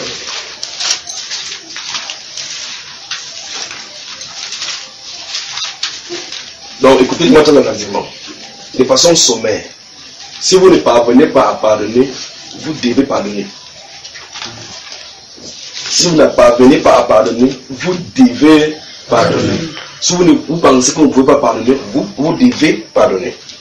Dans Genèse chapitre 50, lisons le verset 20. Nous allons partir du verset 15, d'accord? Je vais lire le verset 15 à 22. Je suis dans Genèse chapitre 50. Regardez. Quand les frères de Joseph virent que leur père était mort, ils dirent, si Joseph nous prenait en haine et nous rendait tout le mal que nous lui avons fait. Vous voyez cela? Et il fit dire à Joseph, ton père a donné cet ordre avant de mourir. Il savait que Joseph avait le plein pouvoir maintenant. Dans leur cœur, il savait ce que le mal qu'ils avaient fait. Il se disait même à l'homme comme le gars, il était le chef de l'Égypte. Il avait le droit de vivre et de mort sur n'importe qui. Donc les gars se disaient que c'est parce que leur père était vivant qu'ils ne voulaient pas faire quelque chose. Et leur père venait mourir. Donc on peut que c'est que leur est grave. Que tu vois une stratégie pour qu'il n'y ait pas vengeance. Ils disent maintenant que quand les frères de Joseph virent que leur père était mort, ils disent, si Joseph nous prenait en haine et nous rendait tout le mal que nous lui avons fait. Donc ils reconnaissent qu'il avait fait beaucoup de mal à Joseph. Et là maintenant ils vont se concocter un mensonge. Il dit que, ce qu'il veut dire, c'est qu'il veut dire à Joseph que quand papa était vivant, il avait dit que s'il ne met pas la main sur nous, parce qu'ils savent quelle relation il avait avec son père. Regardez, Verset 17. Vous parlerez ainsi à Joseph. Oh, pardonne le crime de tes frères et leurs péchés, car ils t'ont fait du mal. Pardonne maintenant le péché des serviteurs de Dieu. Mais les gens qui sont serviteurs de Dieu, de ton père. Joseph pleura en entendant ces paroles. Donc même ça, il a cru. Il dit, mon père dit ça, que je vous pardonne. Regardez, verset 18. Ses frères vinrent eux-mêmes, se prosternaient devant lui et lui dit, nous sommes tes serviteurs. Joseph leur dit, soyez sans crainte, car suis-je à la place de Dieu? Verset 20. Vous aviez médité de me faire du mal. Dieu l'a changé en bien pour accomplir ce qui arrive aujourd'hui, pour sauver la vie à un peuple nombreux. Verset 21. Soyez donc sans crainte, je vous entretiendrai, vous et vos enfants, et il est consolant en parlant à leur cœur. Amen. Amen. Si c'est le pentecôtiste d'aujourd'hui, monter au pouvoir, c'est que chacun va se sauve qui peut, parce qu'il va les traiter. De regarder ton ennemi, voici l'amour frère, de regarder quelqu'un qui est en discorde avec toi, avec amour, et qui tombe, la personne de tomber, tu viens en aide. Ça c'est le pouvoir de l'amour du pardon. La Bible va même plus loin en disant de ne pas désirer la mort de ses ennemis. C'est pour ça que quand Salomon a demandé la sagesse à Dieu pour diriger, Dieu dit, mais puisque tu n'as pas demandé la mort de tes ennemis, parce que lorsqu'un roi vient au pouvoir, il y a des gens qui sont dans le cœur qui conseillent que celui-ci était en confiance, a donné Jean 9 et son frère et autres là-bas. Il faut demander à Dieu qu'il veut la mort de mes ennemis. Il ne faut pas demander la mort de tes ennemis. Dieu nous reconnaît par là que c'est une bonne action de ne pas demander la mort de ses ennemis. Vous avez vu cela? Moi je suis frère. Amen. Les pentecôtistes de jour, on les a armés d'avoir dit que d'abord ainsi quelqu'un est dans tes périmètres. Tu es un enfant du très haut. Tu as le feu comme âme. Brûle-le. C'est ce qu'on a enseigné. C'est ce qu'on a enseigné. Et c'est malheureux. La Bible dit que si ton ennemi a faim, donne-lui à manger. Comment donc tu vas donner à manger à ton ennemi? C'est pas ça parce que Jésus a dit que tu donnes ça. Non. Jésus veut dire, laisse faire. Regardez ce que Joseph dit. Il dit, vous avez projeté de me faire du mal. Dieu l'a changé en bien. Or maintenant, vous ne verrez nulle part dans la Genèse où Dieu a dit que faites ce que c'est bien ça. Tous les événements arrivent tout simplement comme c'était naturel, que ça arrive comme ça. Mais Dieu est derrière. Et la Bible nous explique dans le Nouveau Testament que nous savons du reste que toute chose concourt au bien de ceux qui aiment Dieu. Donc, maintenant, voici son cas. Il dit que c'est parce que son père était mort. Je sors mon cas, là, mais il va pleurer en commun de son cas. Il dit que c'est parce que son père était mort, il habitait avant, on le menaçait. Écoutez bien le tribunal. Viens ici, mon cher. Les menaces, les difficultés que vous subissez dans la maison d'autrui sont des formations par caractère. Amen. Les gens de ça passent là. Vous habitez dans une maison où quelqu'un a son enfant. Et vous à la maison. Quand il faut faire le travail difficile, c'est à toi qu'on donne. Il déteste son enfant, lui, sans s'en rendre compte. Parce que demain, cet homme-ci n'est plus là, l'enfant ne sait pas faire quoi que ce soit. Toi, quand on disait que l'être va chauffer la nourriture, tu peux te battre. Vous comprenez cela? Amen. Donc il faut remercier le Seigneur pour le caractère qu'on te menace en te donnant. Donc tu reçois une formation gratuite normalement. Ça veut dire quoi? C'est que son père ne lui a pas donné comme formation, c'est ça qu'on lui donne là-bas. Mais dès l'approche, première approche, on trouve ça comme menace. Dès la première approche, on trouve ça comme menace, parce que normalement, personne ne veut souffrir. Il souhaiterait que si on allait voir Katharina, tout le monde va ensemble. Or, Katharina ne lui apportera rien dans son caractère que la destruction. Et le fait d'aller dans la nuit, aller acheter du pétrole, traverser le noir, il traverse l'arme de courage. Tu dis à son frère qui habite la maison, qui est le fils de la maison, que va pisser de l'eau, de qui va pisser de l'eau? C'est aussi là-bas, parce qu'il n'est pas habitué. Or, toi, tu es obligé d'aller apporter le pétrole, sinon tu vas savoir ce qui se passe dans la maison. On te donne comme ça la formation sans que tu te rendes compte. Mais toi, tu reçois ça parce que sur le coup, tu vois qu'on te menace. Et là, ça construit des choses. Mais Dieu derrière, il te fait passer par son école, c'est ainsi. Tout au long de la Bible, on peut le voir. D'accord, mes frères? Amen. Donc, c'est ça qui fait que beaucoup de personnes voient. Même le mal qui te met devant toi, il te fait. Quand on a giflé Jésus, il avait fait quoi? Rien. S'il disait que mince, tu me gifles pourquoi? Il veut te montrer que je suis Dieu. Celui-là pouvait s'en sortir. Non. Pourquoi il n'a pas réagi comme ça? Parce que le fait qu'on fait sur un jour n'allait pas giquer devant son nom. Nous sommes d'accord? Même si quelqu'un te froisse, il dit, mais tu me froisses. Il y a une personne que tu dis que ta mère, il dit, mince. La mère qui m'a porté au monde pendant 9 mois, lui qui t'a insulté, sa mère a fait comme moi. Donc ça dit que vous êtes à égalité. alors il y a des échos dans le monde qu'il faut qu'on arrête. Souvenez-vous de ceci. Aucun conflit humain ne manque de solution. Aucun conflit humain ne manque pas de solution. Parce qu'avant que le conflit ne soit là, il y a la solution. Ça c'est un. De deux, tout conflit a un but. Tout conflit. Vous voyez dans la Bible, vous allez voir les guerres, vous allez savoir que les guerres là sont programmées. C'est dans le plan de Dieu. En fait, il a dit qu'il y aura des guerres, des familles, pas vrai? Quand tu vas crier, quelqu'un va prendre ton pain. Dans cette famille-là, quand tu vas mettre ta nourriture, tu rentres, tu ne vois pas. Alors quand il y a famine, tu vas avoir le problème avec quelqu'un que ma nourriture qui était ici se trouve où la bagarre va commencer. Mais dans la profession, on va pas dire que quand il y aura la famine, on va voler ta nourriture. Là, c'est le groupe, la grosse prophétie. D'accord? Et là, tu entres en conflit avec quelqu'un, tu vas me donner ma nourriture. Là, il a manger, tu veux qu'il prenne ça où? Donc il faut pardonner. Dis à ton voisin, il faut pardonner. Parce que chaque conflit a un but. Chaque motif de frustration a un but. Ces choses-ci, quand ils sont de les dire, si le frère me fait quelque chose, quand je pardonne à ce frère-ci, et que je ressens que je l'ai pardonné, et il ressent qu'il m'a pardonné, que je puisse encore l'asseoir comme ça, parler avec lui, on s'assoit, on parle d'autres choses, sans plus revenir là-dessus. C'est un entraînement pour nous donner l'assurance que, comme on était péché sur la terre, c'est véritablement le Seigneur s'asseoir avec Dieu, parler avec lui, sans qu'on ne se mentionne plus nos péchés. Alors si tu demandes de pardonner, comment tu penses que tu vas t'asseoir devant Dieu pour pardonner aussi? Pour parler avec lui. Dis à ton voisin, pas de pardon, pas d'accès avec Dieu. Et il n'y a pas quoi que ce soit sur la terre que quelqu'un puisse te faire que tu ne peux pas pardonner. Souvenez-vous de cela. Il n'y a pas quoi que ce soit, parce que si Dieu te donne un poids, si Dieu entre dans la maison du péché, au ciel, la maison de condamnation, on dit que le péché numéro 1, le regard retient. Parce qu'on dit qu'il y a 6 choses qui est l'éternel, et même 7 dont il en a en abomination. Il dit que le pied qui court au mal. Tu as couru au mal combien de fois? La langue qui dit des paroles au mensonge. Tu as dit combien de fois? Si sont seulement ton cahier, le dossier de mensonge, sans toucher le dossier de regard retient, sans toucher pour la convoitise, il sort un dossier sur toi. Tu vas t'en sortir, frère. Dis à ton voisin, il faut pardonner. Tu as intérêt à pardonner. Vous avez suivi? Pas d'accord, mon frère.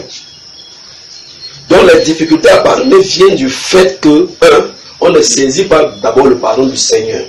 Et ce Colossiens chapitre 3, verset 13 nous dit qu'on a pardonné comme Christ nous a pardonné. Or, Christ nous a pardonné alors que nous étions encore des pécheurs. Quand Christ est venu, il n'a pas entré en contestation avec nous. Il n'a pas dit que tu m'as fait tes choses, tu m'as fait tes choses, tu m'as fait tes choses. Non. Il t'a pardonné. Parce qu'en réalité, toutes les confessions que vous faites maintenant, vous regrettez seulement d'avoir commis cela. Mais avant cela, il a déjà pardonné. Donc Christ a pardonné avant qu'on ne vienne lui demander pardon. Vous voyez cela, frère? C'est ça? C'est ça. Alors il n'y a pas de péché, ni de conflit que vous ne pouvez résoudre par le pardon.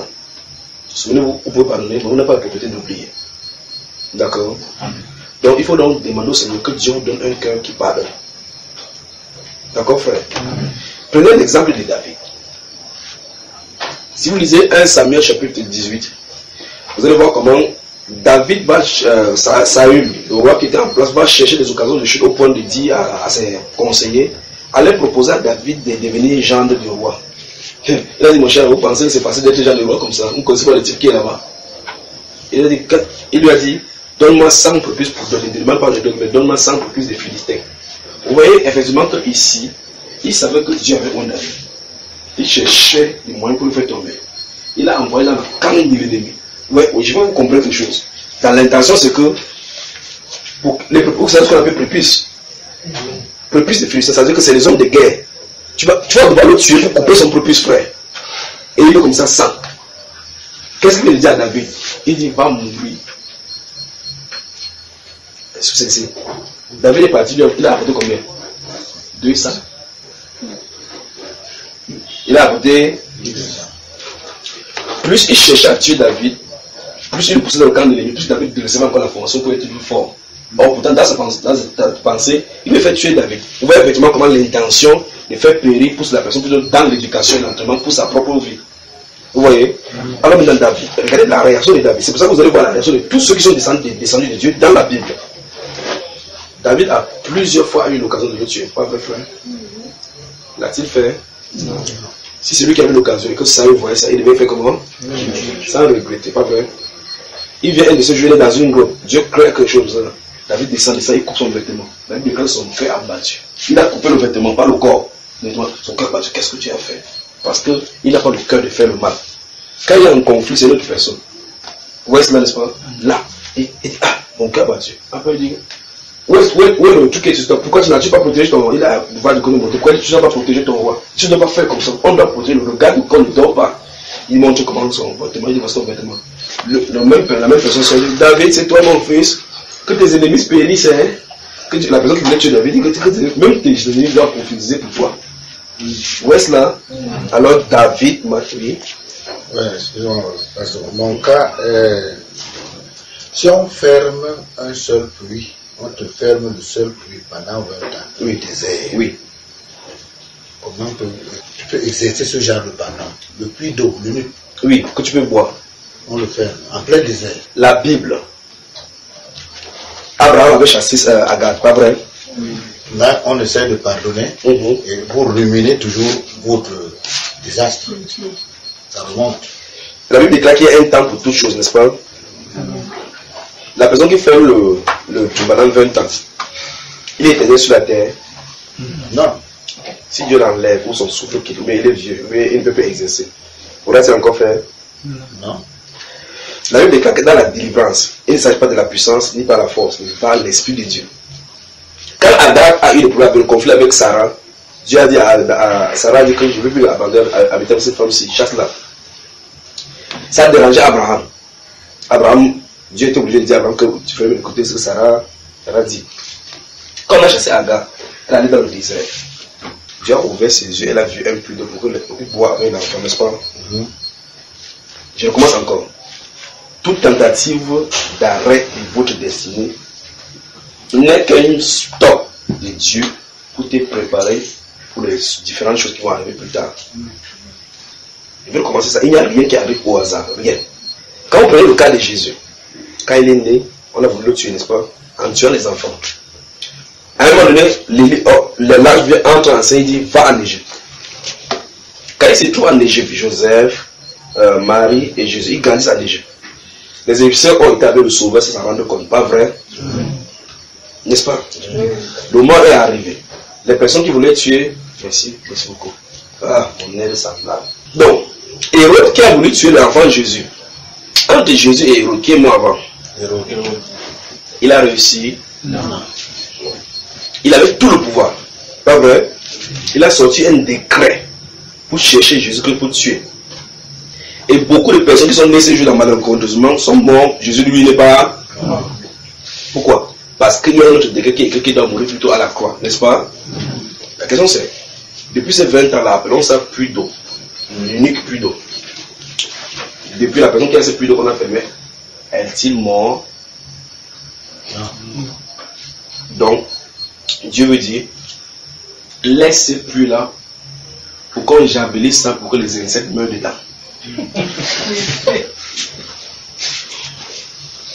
Quand ça va mourir, l'eau pourrait être potable. Donc ce n'est qu'une pause. Le vrai problème avec nous, et c'est ces choses, c'est que quand les événements arrivent en premier lieu, ça semble choquer. Parce que ça nous donne à souffrir. Et notre corps et notre être n'aiment pas d'abord la souffrance.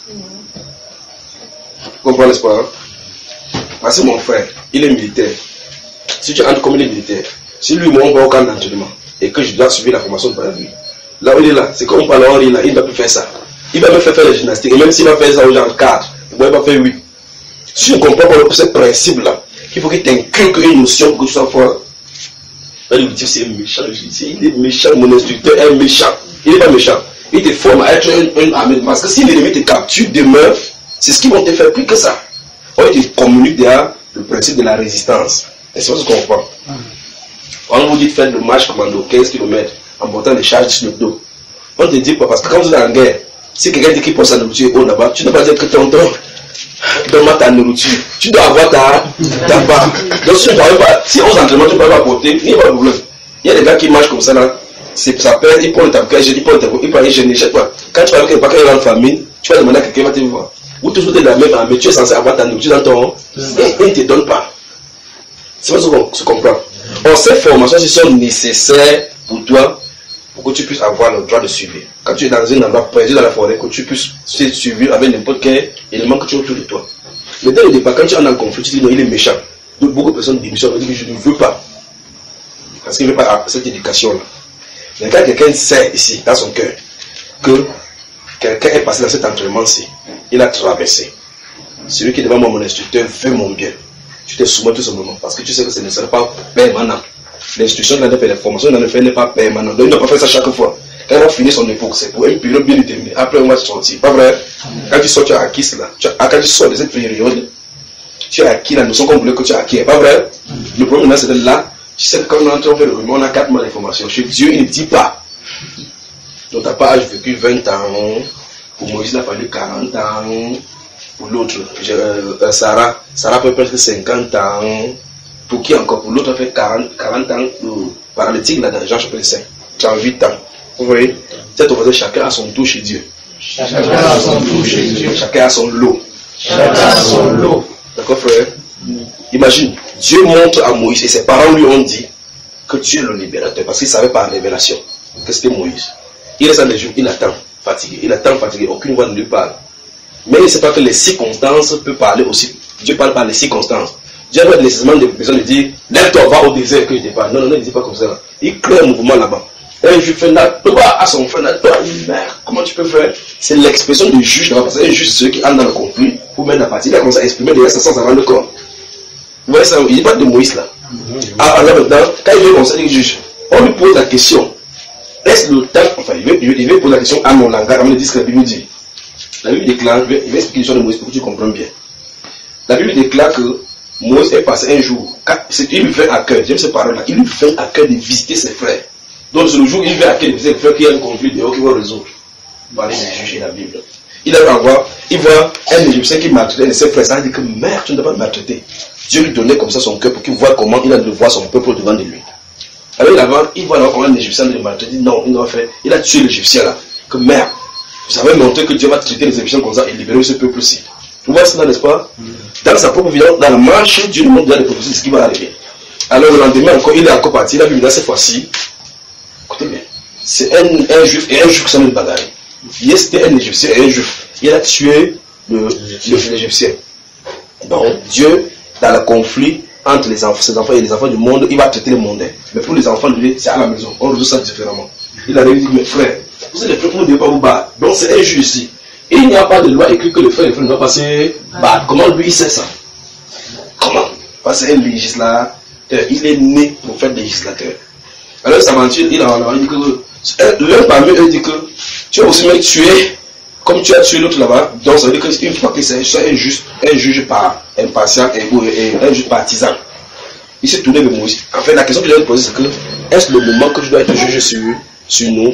On dit qu'à cette parole, à cette parole-là, il s'enfuit dans le désert.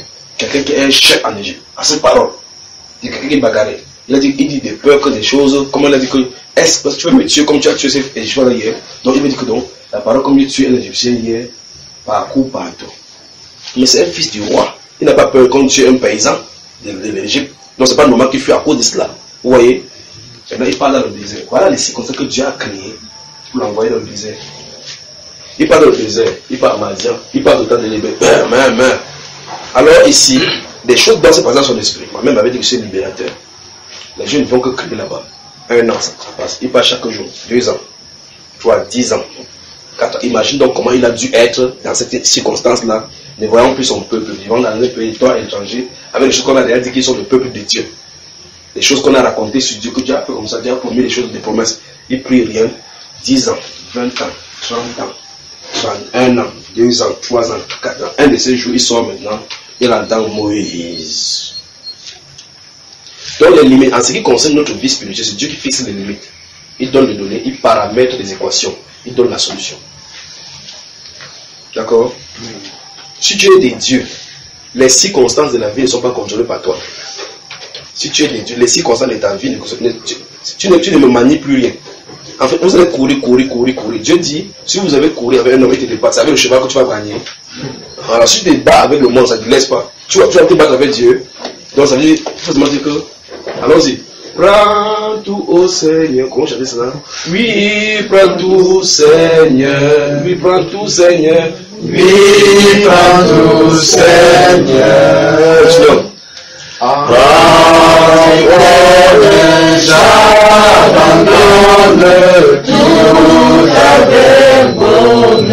c'est ce que le cantique chante. C'est le son qui vous fait seulement pleurer, mais vous ne comprenez pas l'implication. Vous dites que Seigneur, prends tout. J'abandonne, ça remet à moi. C'est pas ça, hein? On peut dire que mon bruit. Tu as abandonné dans ça, tu as un bruit que tu vas abandonner à Dieu. Qu'est-ce qu'il faut faire à cet instant? Il dit, oh Seigneur, il y a un homme d'entendant. Oui, prends tout, Seigneur, prends même ses pluies. Oui, prends tout, Seigneur. C'est ce qu'il faut faire, d'accord?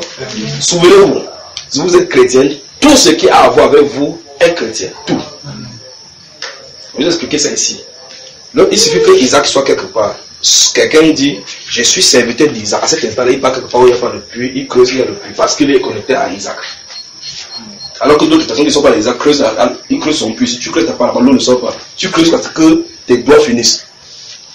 Et l'autre serviteur d'Isaac creuse le puits là-bas, il a fait parce qu'il est serviteur d'Isaac.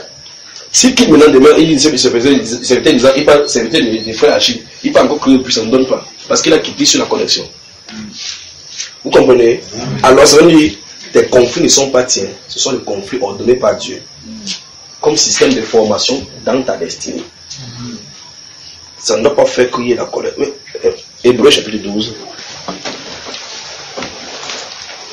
On va sortir là-bas, d'accord? Donc pour les cas de personnes qui ont des difficultés à pardonner, comment faire? Vous devez pardonner.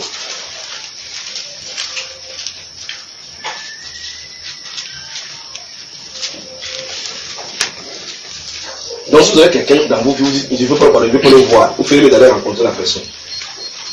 Vous ferez mieux d'aller rencontrer la personne pour confronter la chose comme ça, que je te pardonne. Si vous n'avez pas à pardonner, et si vous ne pouvez pas pardonner, dites Seigneur, je lui pardonne un point, un trait, et laissez ça entre les mains de Dieu. D'accord frère? Amen. Dis quel livre? Hébreux 12. Oui, Hébreux 12, chapitre 12. Regardez. Venez à partir du verset 4, d'accord? Écoutez très attentivement. Vous n'avez pas encore résisté jusqu'au sang en luttant contre le péché. Et vous avez oublié l'exhortation qui vous est adressée comme à des fils. Mon fils, ne méprise pas le châtiment du Seigneur. Et ne perds pas courage lorsqu'il te reprend. Car le Seigneur châtie celui qui aime. Vous avez vu ça? Donc si lui ne te châtie pas, ça tu as un problème. Il dit, et qu'il frappe de la verge tous ceux qu'il reconnaît pour ses fils. Pourquoi ça m'arrive? Parce que tu es fils de Dieu. Parce que les fils de Dieu passent par le camp d'entraînement divin. Vous suivez? Si vous êtes un bon parent qui a les attributs de Dieu, et que vous voyez votre enfant le bagarrer dans la rue avec quelqu'un, quand vous venez vous le séparer, vous tournez vos enfants, votre enfant, vous lui donnez une bonne gifle. Pas vrai? Si vous donnez un gifle à l'autre enfant, vous aurez le problème. Nous sommes d'accord. Un parent digne de ce nom amènerait son enfant à la maison et le corrigerait. Vous voyez? Maintenant, vous frappez son enfant pourquoi? Dites-moi. Et qu'il ne recommence plus à pleine des bêtises. Des bêtises. Donc, aller lutter, c'est une bêtise. Ok, maintenant. Pourquoi on n'est pas frappé avec celui-là aussi? Il luttait pas seul. Vous devez aller lutter avec les. Avec quelqu'un, non? Mais pourquoi on n'est pas frappé aussi celui-là? Comment? Celui-là avec l'enfant. Son père qui doit l'éduquer. Donc vous venez sur votre enfant et vous le corrigez. Vous mettez sur la bonne voie, ton enfant. Oui, ton enfant à toi. Oui. Je suis dit que la circonstance ici, votre enfant doit lutter avec quelqu'un. Oui. Vous venez prendre votre enfant, vous tirez les deux chez vous, les chicoter à deux. Non. Pourquoi ne le faites pas pour l'autre personne? Non, pour lui préparer un avenir. Non, suivez bien la question. La question c'est, l'enfant doit lutter avec un autre enfant. Quand vous venez vous séparer, vous amenez qui chez vous pour fouetter? Ton enfant. Pourquoi pas l'autre aussi qui a lutter avec votre enfant? Le mien. Donc qui doit le corriger? Son père là-bas. Analysons la Bible. Vous comprenez bien la Bible. Pas vrai? Mais regardez. Verset 5. Et vous avez oublié l'exhortation qui vous est adressée comme à des fils. Mon fils, ne méprise pas le châtiment du Seigneur. Et ne perds pas courage lorsqu'il te reprend. Car le Seigneur châtie celui qu'il aime et il frappe de la verge tous ceux qu'il reconnaît pour ses fils. Verset 5. Supportez le châtiment, c'est comme des fils que Dieu vous traite. Car quel est le fils qu'un père ne châtie pas? Mais si vous êtes exempt du châtiment auquel tous ont part, Vous êtes donc des enfants illégitimes et non des fils. Vous avez vu ça, frère? D'ailleurs, puisque nos pères, selon la chair, il est sur le plan charnel maintenant, nous ont châtiés et que nous les avons respectés, ne devons-nous pas, à bien plus forte raison, nous soumettre au Père des esprits pour avoir la vie? Nos pères nous châtiaient pour peu de jours, comme ils le trouvaient bon. Mais Dieu nous châtie pour notre bien, afin que nous participions à sa sainteté. Écoutez bien ce qu'il dit dans les yeux tout à l'heure. Il est vrai que tout châtiment semble d'abord un sujet de tristesse et non de joie. Mais il produit plus tard, pour ceux qui ont été ainsi exercés, soulignez exercés dans votre vie, exercés, un fruit paisible et de justice. Vous avez ce qu'il dit, n'est-ce pas? Amen. Alors l'école de Dieu, c'est l'école de châtiment. On dit comme nos pères, comme vous faites là. Oh, vous avez entendu un chicoté fouetté de Dieu? Non. Vous savez ces événements-là, ces choses-là, que Dieu nous frappe avec cela. Tu restes comme ça, tu dis que je suis vraiment la face du maquereau. C'est comme si on va te briser seulement. Il n'y a pas de problème. Si Dieu a dit que c'est ton chemin là-bas, personne peut, même si quelqu'un vient pour t'aider, pour te sortir de ce chemin-là, il va seulement porter sa part. S'il a dit tu vas porter le lot là, tu vas porter ça seul. Vous saisissez ça, frère? Ok. Alors, on nous explique ici là que il est vrai que tout châtiment semble d'abord être bon, parce que l'homme ne peut pas souffrir. Le problème c'est qu'on ne comprend pas ce qu'il a, mais lorsque c'est accompli, on retrouve l'exercice, on comprend que plus tard c'est paisible. C'est pour ça qu'un père, la Bible déclare clairement qu'un père qui ne connaît pas son enfant avec la verge est son fils. Alors frère, c'est des principes que les gens ne comprennent pas. Ne tape pas mon enfant, il ne veut pas qu'il y ait des blessures sur lui. Attends qu'il n'ait pas volé à main armée. On va le cajoler à celui.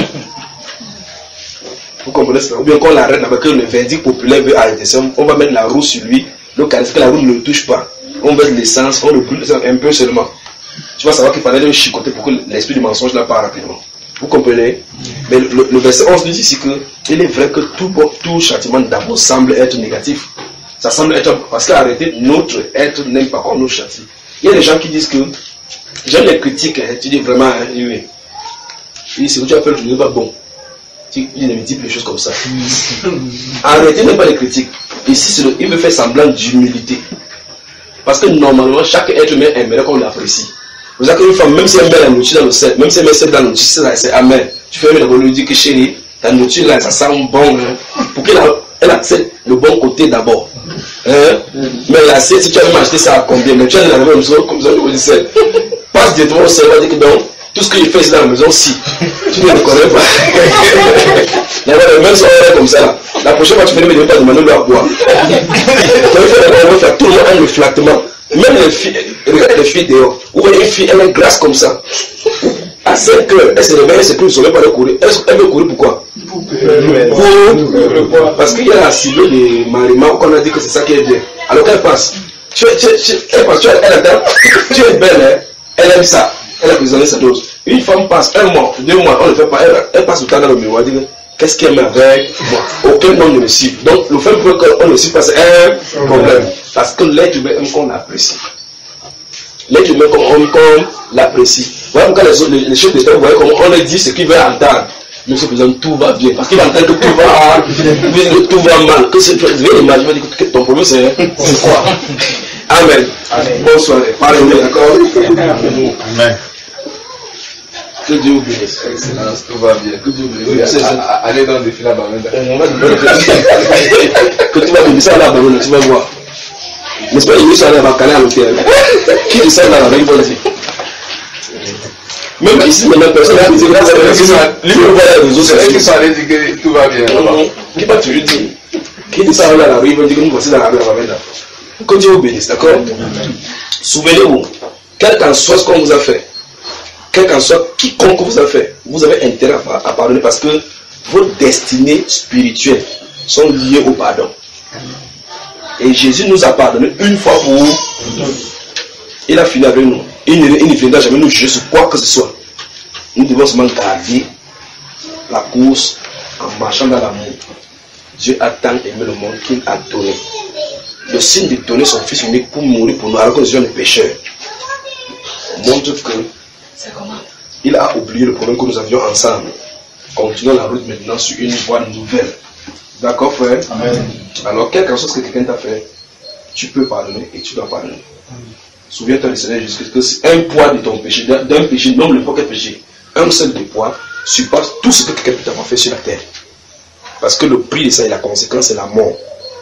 Et il n'y a pas une quantitativité de l'argent pour payer la vie.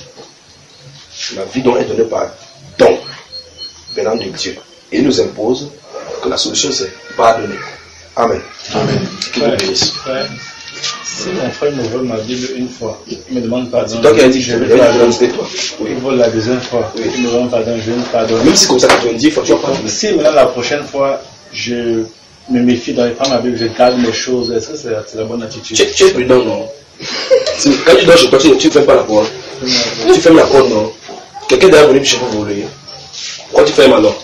Bonne soirée.